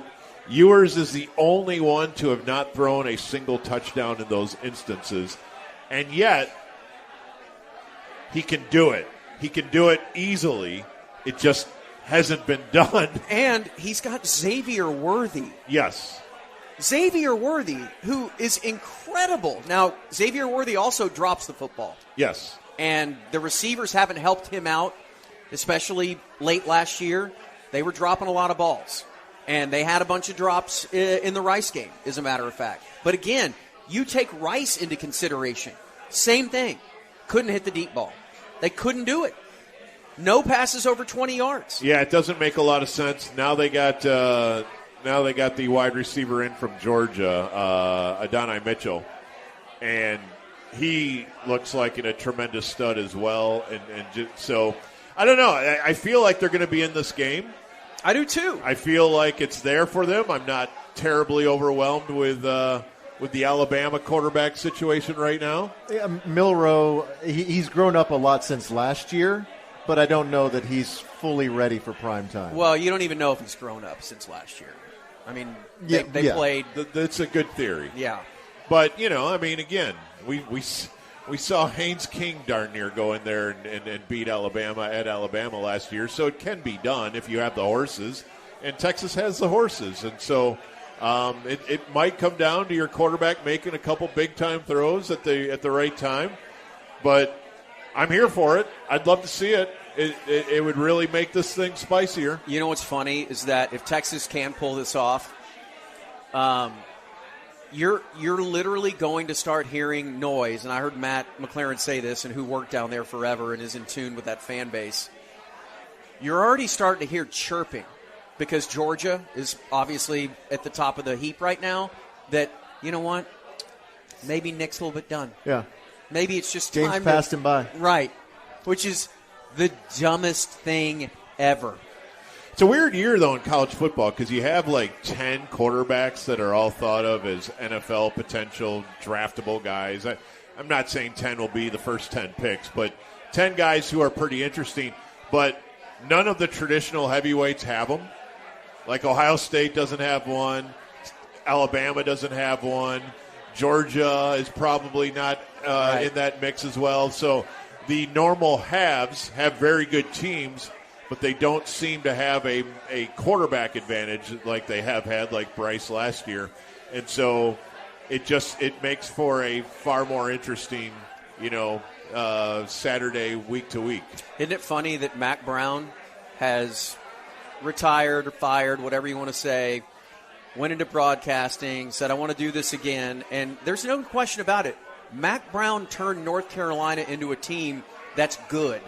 And Mac Brown, his quarterbacks over the last 3 or 4 years have been better than anything Texas has sniffed since he left. That's a great point. It's so weird. It's very weird. And, the Ewers, Wigman, the Clemson kid. Klubnik, yeah. I mean, just all three of those guys are tied together as Texas high school products, all class of 2022, although Ewers reclassified, but they're all kind of joined at the hip. And, of course, Klubnik, I believe, Austin Westlake, yes, but also had Aggie ties, and he ends up in Clemson because Jimbo preferred Wigman. And then Ewers, of course, is Ewers, who skipped his senior year to get the money from Ohio State, which seems weird to me that $1.5 million was worth skipping that rung in the ladder of development.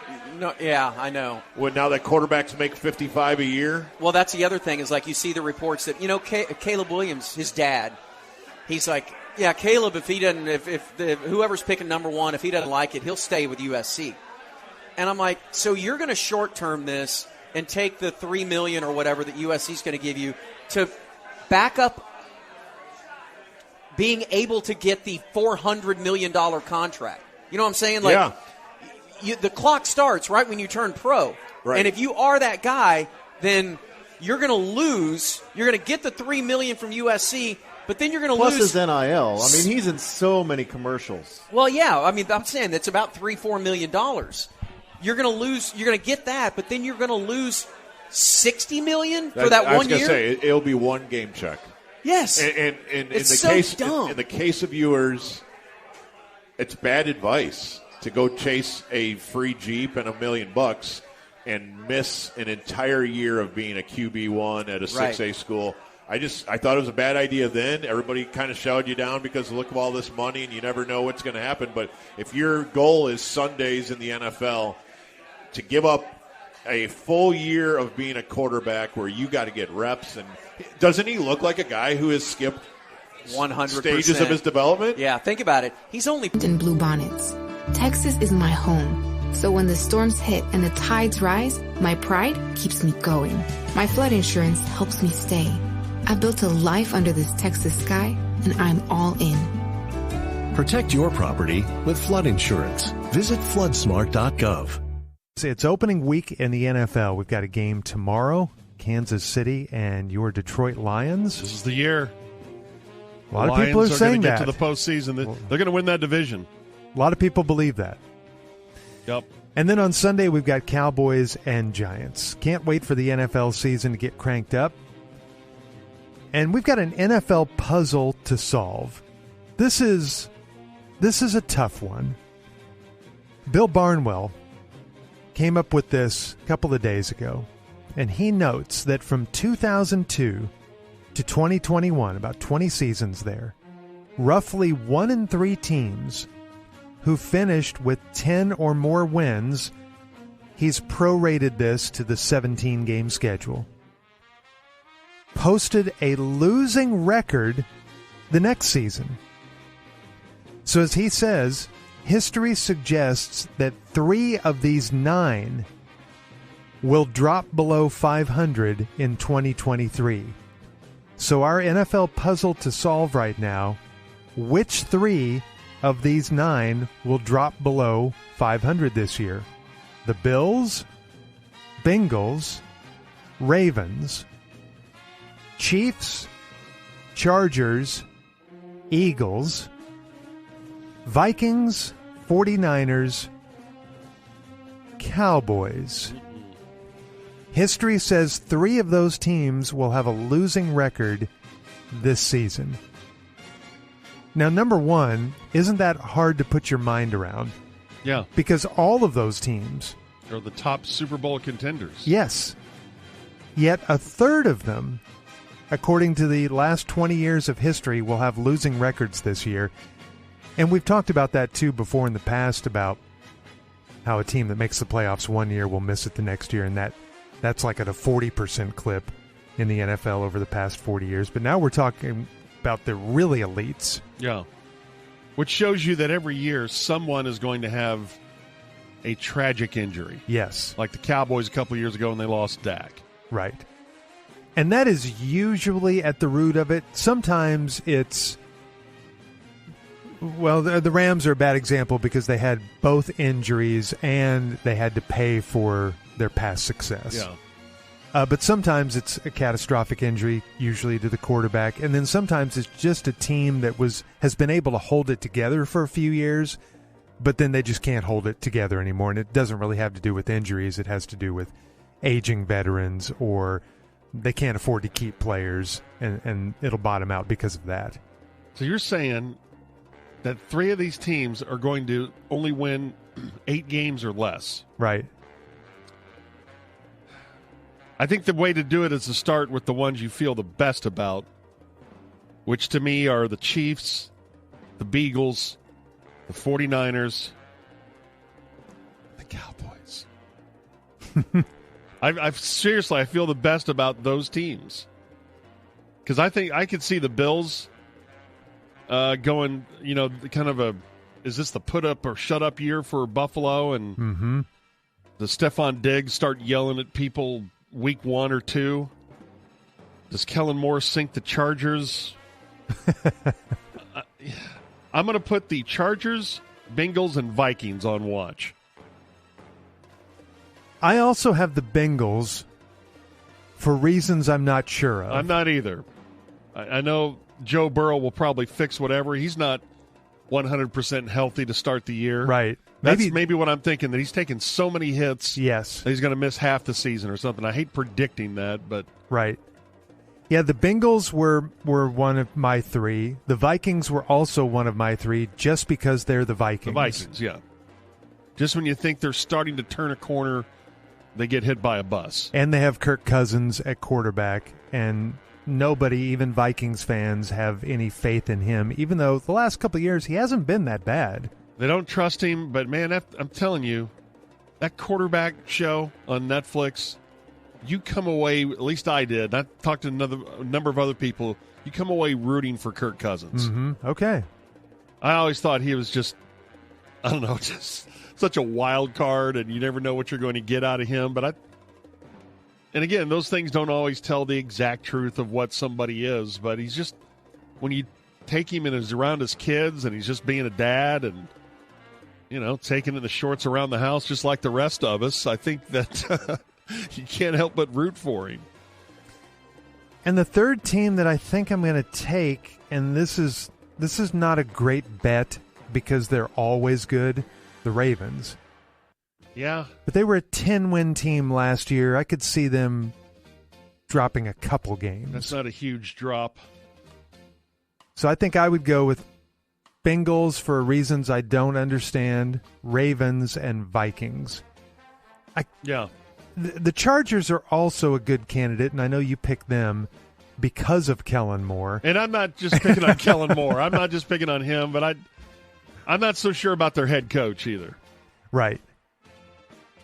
I am sure about their quarterback. Yeah, he's awesome. And Kellen Moore may bring out the best in him. And I am pretty sure about the rest of the roster. I think they've got a really strong roster. Yeah. They're expecting Kellen Moore to lift them to heights uncharted. Yeah. So if they are one of these teams, as you are predicting very boldly here this morning, then all hell's going to break loose within that organization. Yeah, I don't feel good about predicting maybe this is the outlier year where all these teams just do what they're supposed to do. They may not make the playoffs, but they win 9 or 10 games. The problem with me picking both the Bengals and Ravens is that somebody's got to win that division. And while a lot of people like Pittsburgh a lot this year, and they had a winning record last year, I kind of do. It is hard for me to fathom that Pittsburgh would be the only team to make the postseason out of the North, which is a really good division. Yeah. So I think my thinking was 2023 predictions about this Dallas Cowboys team. Back in April, whenever the NFL schedule came out, we went game by game, and we picked them all. But now we have more evidence. Oh, yeah. Nobody watched and studied the Cowboys at training camp like us. Nobody. And we've watched and dissected these preseason games like nobody else. So we feel educated and ready to make our official season prediction picks. And I'll go first. I'm not afraid to go first. Okay. Not scared.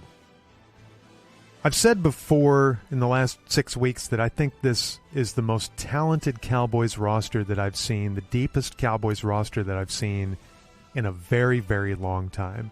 It's heavy on that depth on defense. I don't think they're particularly deep on the offensive line. but pretty much everywhere else, maybe not a kicker, but pretty much everywhere else, it's a really deep and really talented roster. That defensive side of the ball is the best I've seen too deep. Man, 40 years? Yeah. It's been a really long time, maybe the early 90s, Yep. that defense that ranked number 1 in the NFL, that first championship season. That was a really deep defense, especially up front. But this team is right there with it. So I love this roster. What makes me a little uneasy, and this is one of those intangibles that's hard to define, is that they've had back-to-back 12-win seasons. And I don't know how likely it is that you do that 3 years in a row. And the other thing that makes me uneasy is the schedule. I think it's a really, really tough schedule. I do too. We were talking with the Pigskin panel yesterday about these first two that kind of looked like a layup when the schedule first came out. But when you take a closer look, the Giants always give the Cowboys fits, and that game's on the road. And then the Jets, Peter King has the Jets winning 11 or 12 games this year. He thinks they're one of the best teams in football. Yeah. So it's a very tough New York two-step to start. I don't think Arizona and New England will be huge problems for the Cowboys. But then the 49ers and the Chargers both on the road. And then after that, the bye week, and soon after that, you've got Philly on the road, and you've got the Giants again in there. And then to end the season, Philly and Buffalo and Miami and Detroit. That's a really tough stretch. Before you wrap up with Washington, I just think it's a very, very difficult schedule. And somewhere in there will be an injury to Dak. I don't think he's going to play 17. He might play 15. But I think they're going to be without him for a couple weeks, and I don't know, and maybe more, and that's life in the NFL. I'll say that about every NFL team pretty much. Philly is going to miss Hurts for a couple weeks. That's just going to happen. Are we going to see them play as well as they did last year? I think the odds are against that you go undefeated without your starting quarterback. So having said all of that, I think they're still going to be a playoff team. I think they're still going to win double-digit games, but I've got them going 10-7.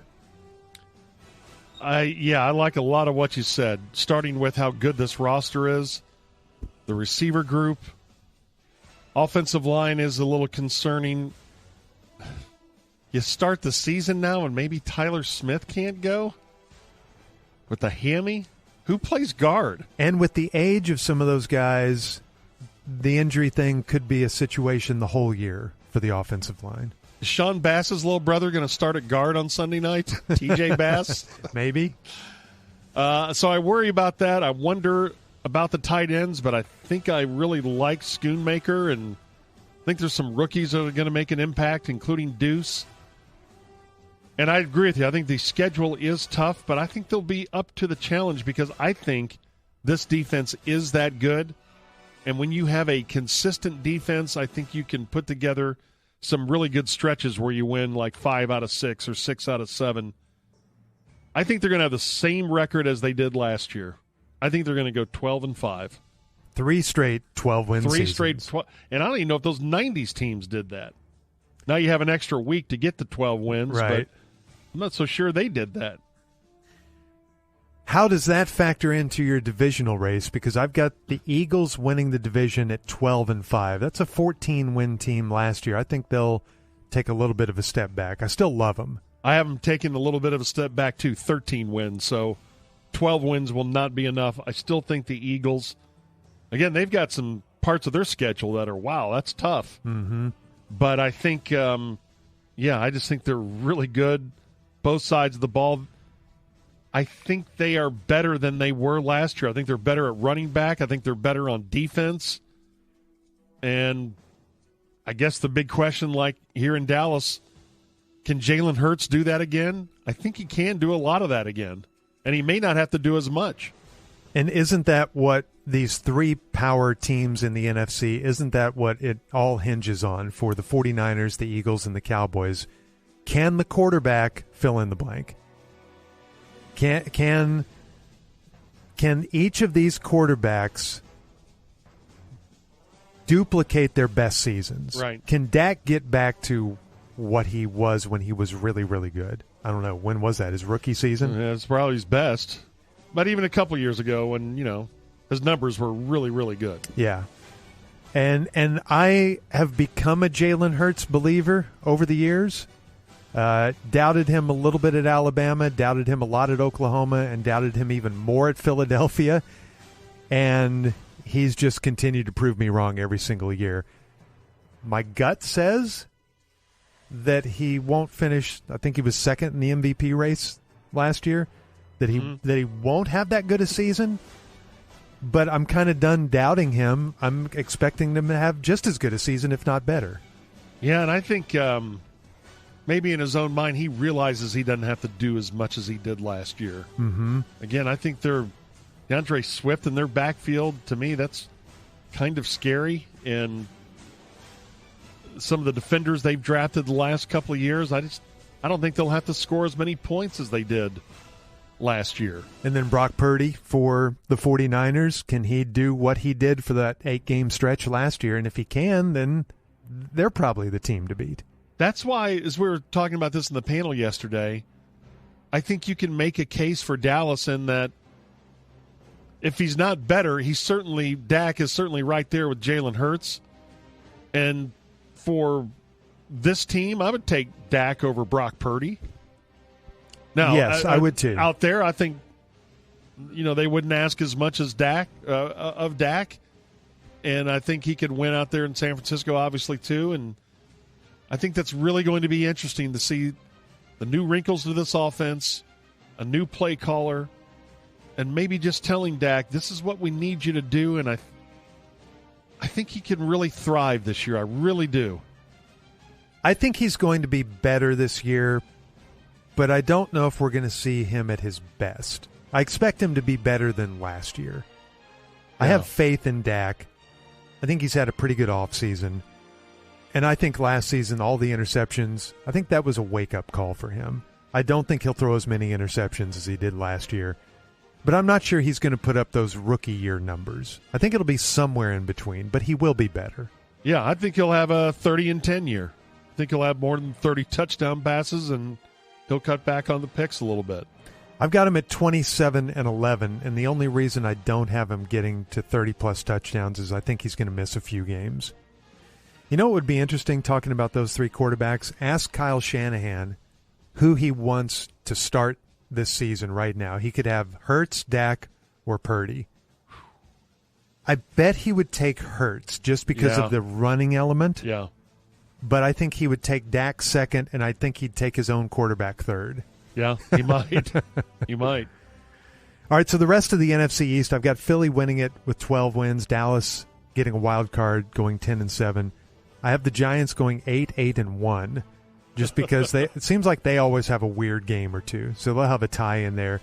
And I don't think Washington, they were 8-1 last year. Nobody in the East had a losing record, which is amazing. I don't think Washington will be that good this year, but I think their defense is good enough to make them a 6-win team. I've got them going 6-11. I think it's going to be a good division too, top to bottom. Eagles 13-4, Cowboys 12-5, Giants a playoff team at 10-7, and Washington at 8-9.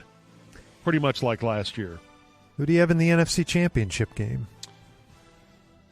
I have the Cowboys and the San Francisco 49ers. I think the Eagles may fall. I almost factored that into two things, flipping the division, the fact that we hadn't had a repeat winner in 20 years, and the loser of the Super Bowl, whatever that thing is. Mm-hmm. I think maybe that bites Philly in the playoffs, and maybe the Cowboys beat them and earn a trip to San Francisco, third year in a row, to play the 49ers. I've got the 49ers in the NFC Championship game as well. They've been in the NFC Championship game 3 of the last 4 years, so that would make 4 of the last 5. And I've got them beating Philly in the NFC Championship game. I know that's the chalk. Safer pick, yeah. It's the safe pick. It's probably boring. I'm probably getting booed this morning. But I just can't get past that these are the two best teams in the NFC. I'm not going to put the Cowboys onto the Super Bowl, but I think we'll take that step forward to the NFC title game. I'm telling you, though, being there before, 3 straight years with our guy Danny White. It's not much more fun to make it there and get beat. It's just as frustrating. Right. I mean, it'll be seen as progress around here, and I think people will get really excited, but, man, it's a bummer to lose in the NFC title game. So it sounds like we both have San Francisco winning the NFC. Yeah. I've got San Francisco in the Super Bowl beating Buffalo. I think this is the year that San Francisco finally gets over the hump. I think they do too. I like the 49ers to win it all. And I'll buy into the somehow Buffalo puts it all together. They should have done it at least once. Who knows, maybe they were robbed of it at some point. But I think they're finally going to get there, but they're going to get thumped by the 49ers. All right, there you have it. Let's see. Take them to the bank. Yeah, take them to the bank. Even though we had slightly different predictions, so you have to choose which one you want to take to the bank. But somewhere in there, we're going to get all that right. Between the two of us. Introducing Rich Valdez, America at Night, the podcast. Welcome to the Conversation Familia. A perfect blend of news and entertainment, interviews and insights. Eye-opening, nothing very surprising, but definitely eye-opening. America's nighttime town hall whenever you want. What else could it possibly mean? Rich Valdez. Would be a major leaguer, but it didn't go well for Nathan. But it was good to see him out there again. Yeah. Well, what advice did you give him? Well, I took him out on a horse ride before the game and, just a lazy lope along the river just to clear his head. And, we just went down and filled our canteens, come back, just a couple men doing what men do, shaved, squatting near the river, staring into a piece of polished pie tin, that sort of thing. The Trinity? Yeah, you got to be careful of that water. Yeah, the Trinity.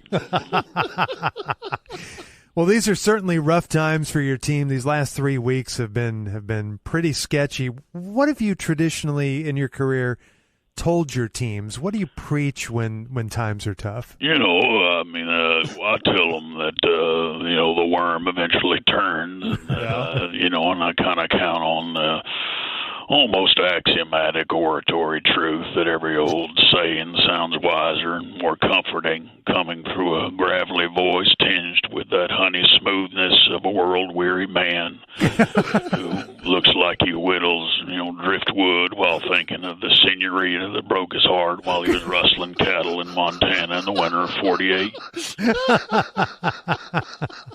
Yeah.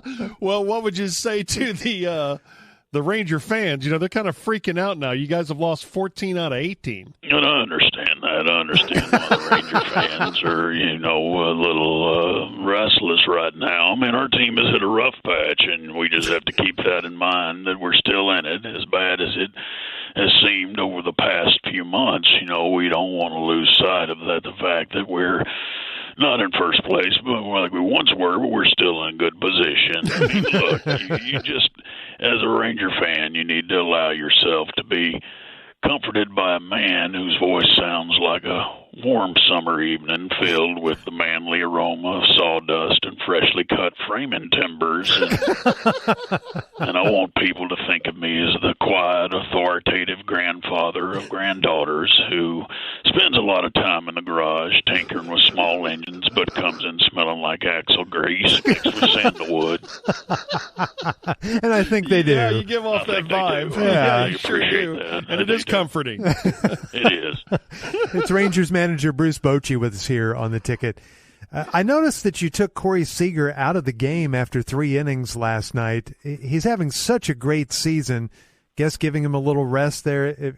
If there is some hope that things turn around, he would be the guy that could kind of lead the way, couldn't he? Definitely so. I think that, I've coached, been fortunate enough to coach a lot of great players, Barry Bonds and Tony Gwynn, and I put Corey Seager right near those guys. I mean, Corey's a baseball player. I mean, he's got an aggressive first pitch hit philosophy. He's got a great repeatable swing, dedicated routine. He's just got a winning attitude, and he's hitting as well as anyone. And he's got the will to win, and he's a humble guy and a team player. And plus, he recently endorsed my new line of Bruce Bochy's signature brand of hickory smoked barrel-aged campfire meat sticks. You have another product? Meat sticks? I do. It's 2 pounds of free-range beef on the end of a hand-cut oak skewer, each one carved with a pocket knife with an effigy of Teddy Roosevelt on the handle of every stick. They'll be available here in 2 weeks. You can get them at a feed post near you. Only at a feed post. Well, hey, we believe. We're hanging in there with you, Skip. Well, we appreciate it, and thank you for having me on. Okay, good luck. We'll see you. Why can't we do that as a daily show? We should. During Sam baseball from Sales season. jumped in the door every day. Why can't we do that with Boch? During baseball season and during hot stove season. Yeah. Year round. Mix a little sports analysis, pop culture, and great interviews, and you've got the Rich Eisen Show podcast. Mike Florio, who's coaching for their gigs this year, do you think? Brandon Staley, the Chargers, has to be. The way that they ended the 2022 season. And I think Robert Kraft put everyone on notice, including Bill Belichick, that it could be over. And Rich, every owner is thinking about the easy part is getting rid of the guy I have. The hard part is finding a guy who's as good or better. The Rich Eisen Show podcast, wherever you listen. Okay, so we have the car payment, the rent, utilities, and the repair bill. What should we do? Season Pass from TXU Energy gives you 50% off energy charges all winter and summer. Guaranteed. Satisfied customers even enjoy savings of $450 a year. No wonder Season Pass is one of TXU Energy's most popular plans. Learn more at TXU.com. Once again, The Ticket presents Why Today Doesn't Suck. Doggone it, if you don't follow your team from birth to death, you suck. And now, here are your hosts, Sean Bass and David Mino. It's the sweet spot. David Mino, Sean Bass. We are at Chicken and Pickle in Grapevine today. Yeah. At 4600 Merlot in Grapevine, right off 121 and Glade Road. This place is incredible. Tons of TVs. 4 bars. Pickleball courts, if that's what you're into. Indoor and outdoor. Yes, some courtyard games outside. A great place to watch football this weekend. We're on the second level of the restaurant side. And we got some P1s up here having fun with us. Hell yeah, dude. As they chant 1, 2, 3. 1, 2, 3. You're not getting do that one. again. It's not working. There we go. We got a guy. There we go. Tweet. No. Yeah. Look at us. No. Okay, like they're doing Stop it. that, So Davey. are you going to just stop? We've built this. Trying to force this on people. All right, 3 o'clock. Here is Secret Agent Ham. Thank you, Mino. Sante Center for Healing brings you Justin Mogler. That was Give Up Ham, but I appreciate it. We say hello to the Hard Line, who they are, man, they're just... P1s are They're loving scared of being in the studio, I guess, because they are not here once again. 3, 2, 7. So where are we now? And do we have all of our spirit? copy in Yes, front of we us? do. We are, we are at the Rabbit Hole Pub in Fort Worth, one of our Fort Worth hangouts over the last couple of years. Right off of Corby's favorite street, White Settlement. Oh. Why is that my favorite Just a little fist pump as he drove by. More Corby, by the way. He gave the 3. Oh, more me. Yes, there we go. He put More 3 me. fingers in the air as he drove by. Called Ty. We got one. But yeah, come visit us. We got in him, Fort Joe. Worth. One for They us. Probably once every 2 or 3 month appearance in Fort Worth, but it's going to be more often in the fall. Matter of fact, we're here next week. Just more and more chances to be surrounded, you know what I mean? I know, bro. Tell me about it. Surrounded. Swatting it off with a stick. Well, Yeah. today is Friday. Meet Mr. LeConte. All right. Just easy. Give with him all one. of We'll that. give him one. We'll give him one. I don't want to hear it from you, Corby. Yeah, let's go ahead. Easy. We're on the new week now. If you want to go ahead and give Mino a point. Yeah, you should just say it. Your weekly dumping Every chase. Friday. Just point at some But lady. without the O. Call her the C word. We'll see. Or Today, Friday, September the 8th, the 251st day of 2023. Let's start that chanting here. 114 days left in the year. On this date in 1900, the Great Galveston Hurricane makes landfall just south of Houston killing thousands of people ultimately and leaving over a quarter of the population homeless. Bob Dylan wrote a song about it. It really is just not funny. The only thing that made it was the Flagship Hotel. It did all right. It's a good spot. But they recovered. The water's all cool now. Right. See-through. Yeah, there's no diarrhea in the No water. brain-eating amoeba, nothing. Yeah, you just swim through there with your mouth open like a humpback whale. It'd be great.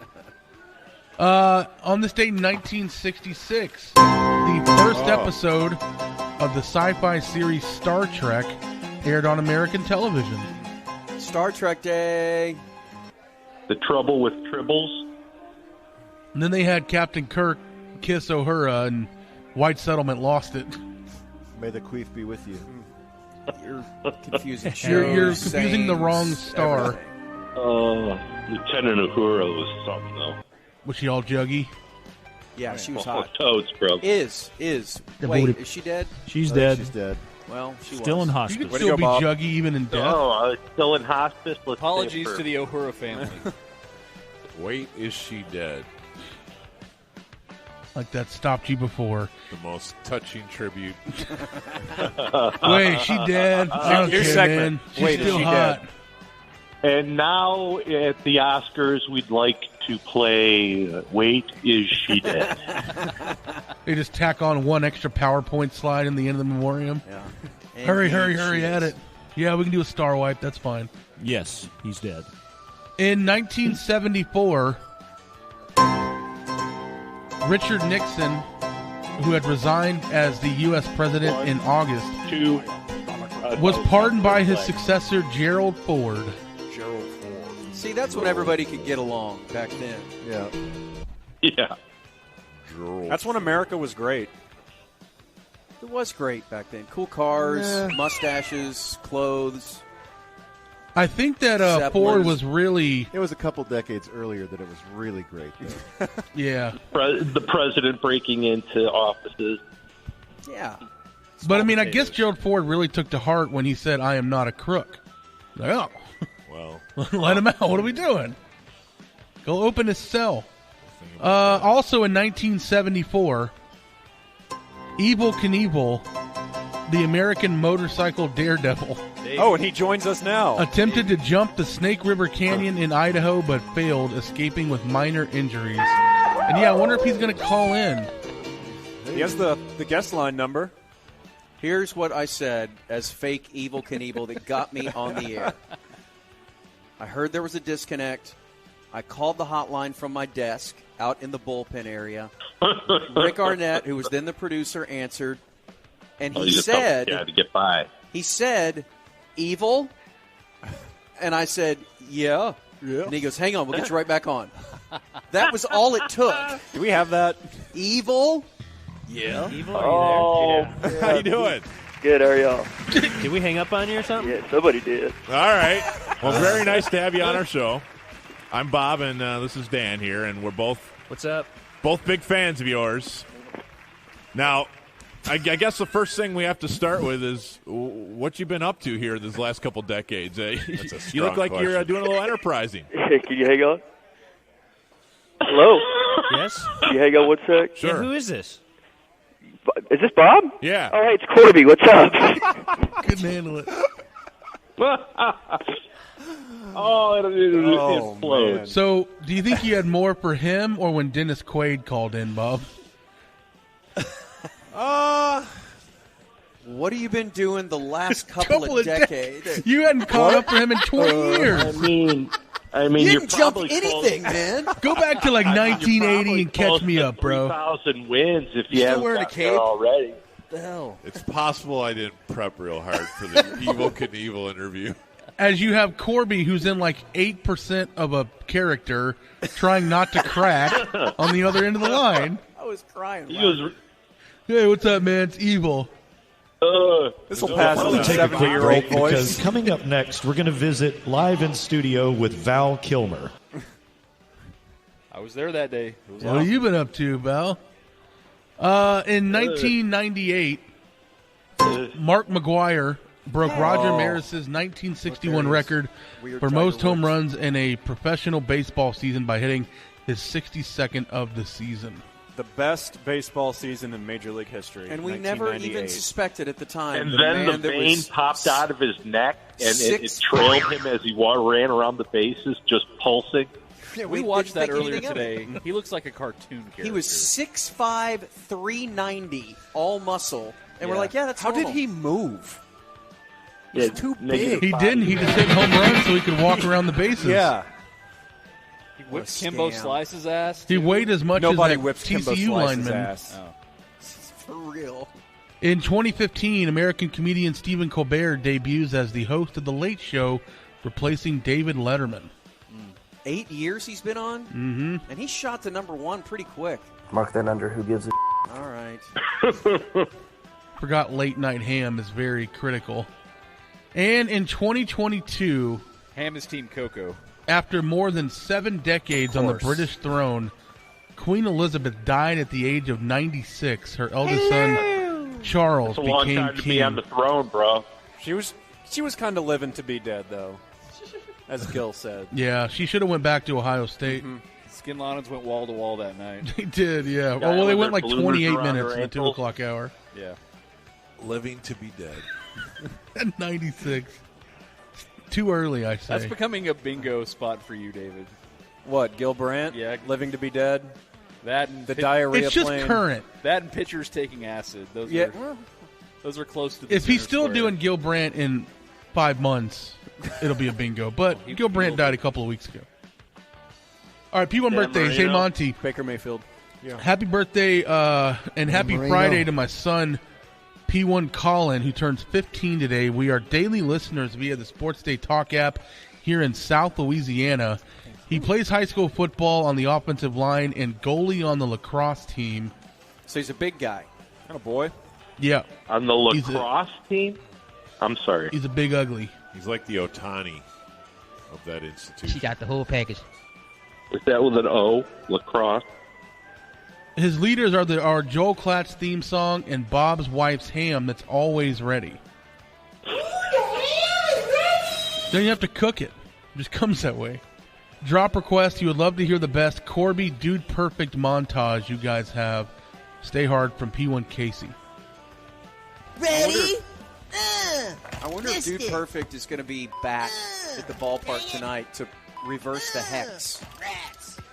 Or make it even worse. I think they're going to be the opener. Just play a couple of innings on the mound. Smaller. Evan Carter's going to tear his ACL. His Cody is standing there. Now pitching for Kyle. Kyle. What happened? Yeah, as Tyler's trying to have him hit a 400-foot home run and do a Dixie Cup. All right, Evan. Hey, Monty, my name is Ashley, and today is my boyfriend Josh's 22nd birthday. He's been a P1 for as long as he can remember and is constantly making me listen to the ticket in the car and every day at home after he gets off work. He would love to hear a Dave bragging montage. I won't disclose if I woke him up in that special way because my dad and my uncle listen. I don't think That means she did. Yep. Not yet. Not yet. I think that brag right there will get us You know, started. my acting debut was in middle school in a play that was based on Leave It to Beaver. And I Sweet. played Eddie Hensel, if you can believe it. I can't believe that, honestly. That's Man. wild. That's a strong lead-off Character hitter. acting. How did the district get the rights to Right. that? So were you Beaver? He was Eddie Haskell. Oh, you were? Yes. Did you dive into that character pretty hard? Were you hard Really on the hard, Beaver? yeah. Were you hard on I the once Beaver? almost got thrown out of Arlington Stadium for throwing zingers at Cecil Espy. Dude, that's 2. Man, Wow. this guy's just so full of himself. Do we have 3? There's no way. I'm too humble. There's no way. Oh no, we'll let him keep going. To my leader Monty, today is my husband Nate's 54th birthday. I did wake him up in that special way Liar. because this week Prove we're it. getting along. And Nate joins us now. Spit right now. Let's see. Oh my! Dave? What is that going to prove to you? She's been holding it the whole time. Yeah, like what do you? It's like not like a chewing Is tobacco. she chipmunking it? I thought you were going to say chewing gum, but dip? just make sure you really pronounce the G. Hey, guys. His leaders are Gordo and Nate. Microphone Johnson, but my leaders are you and Sports Panties. Can we please hear the drops of Giorgio burping and man farting and falling down? Thank you and stay hard. My husband does. Run weed across rock wall. Deer Whip and Seabass and Hardline 5.0. This is P1 Barry, a.k.a. BK in Plano. Batty. And I want to wish my very awesome son, a second-generation P1 Noah, a happy 23rd birthday. He's a recent college grad boomer, now in working world. He has never known life without the ticket, from the car seat to now streaming every day at work. His leaders are Mino, Cray Trey, and the Musers. Drop request, Corby OU fight song laugh. Oh, that's from Good Berry.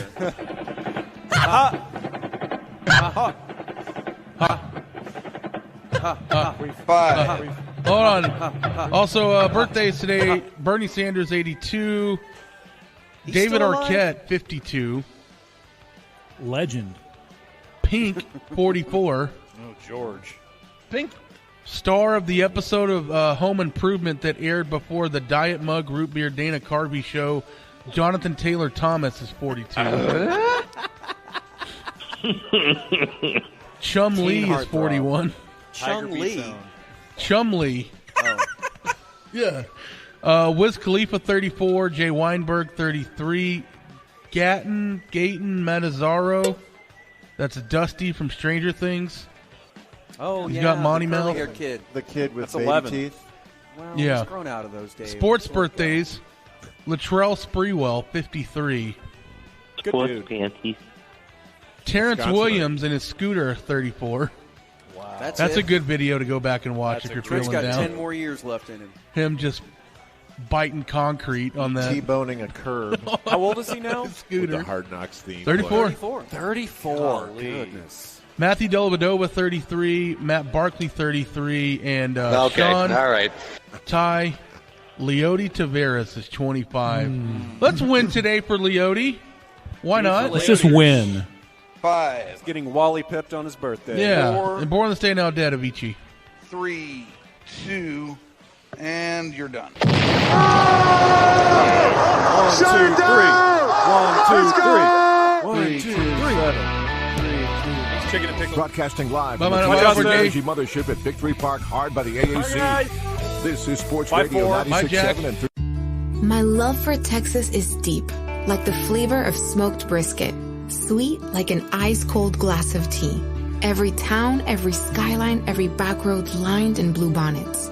Texas is my home. So when the storms hit and the tides rise, my pride keeps me going. My flood insurance helps me stay. I've built a life under this Texas sky, and I'm all in. Protect your property with flood insurance. Visit floodsmart.gov.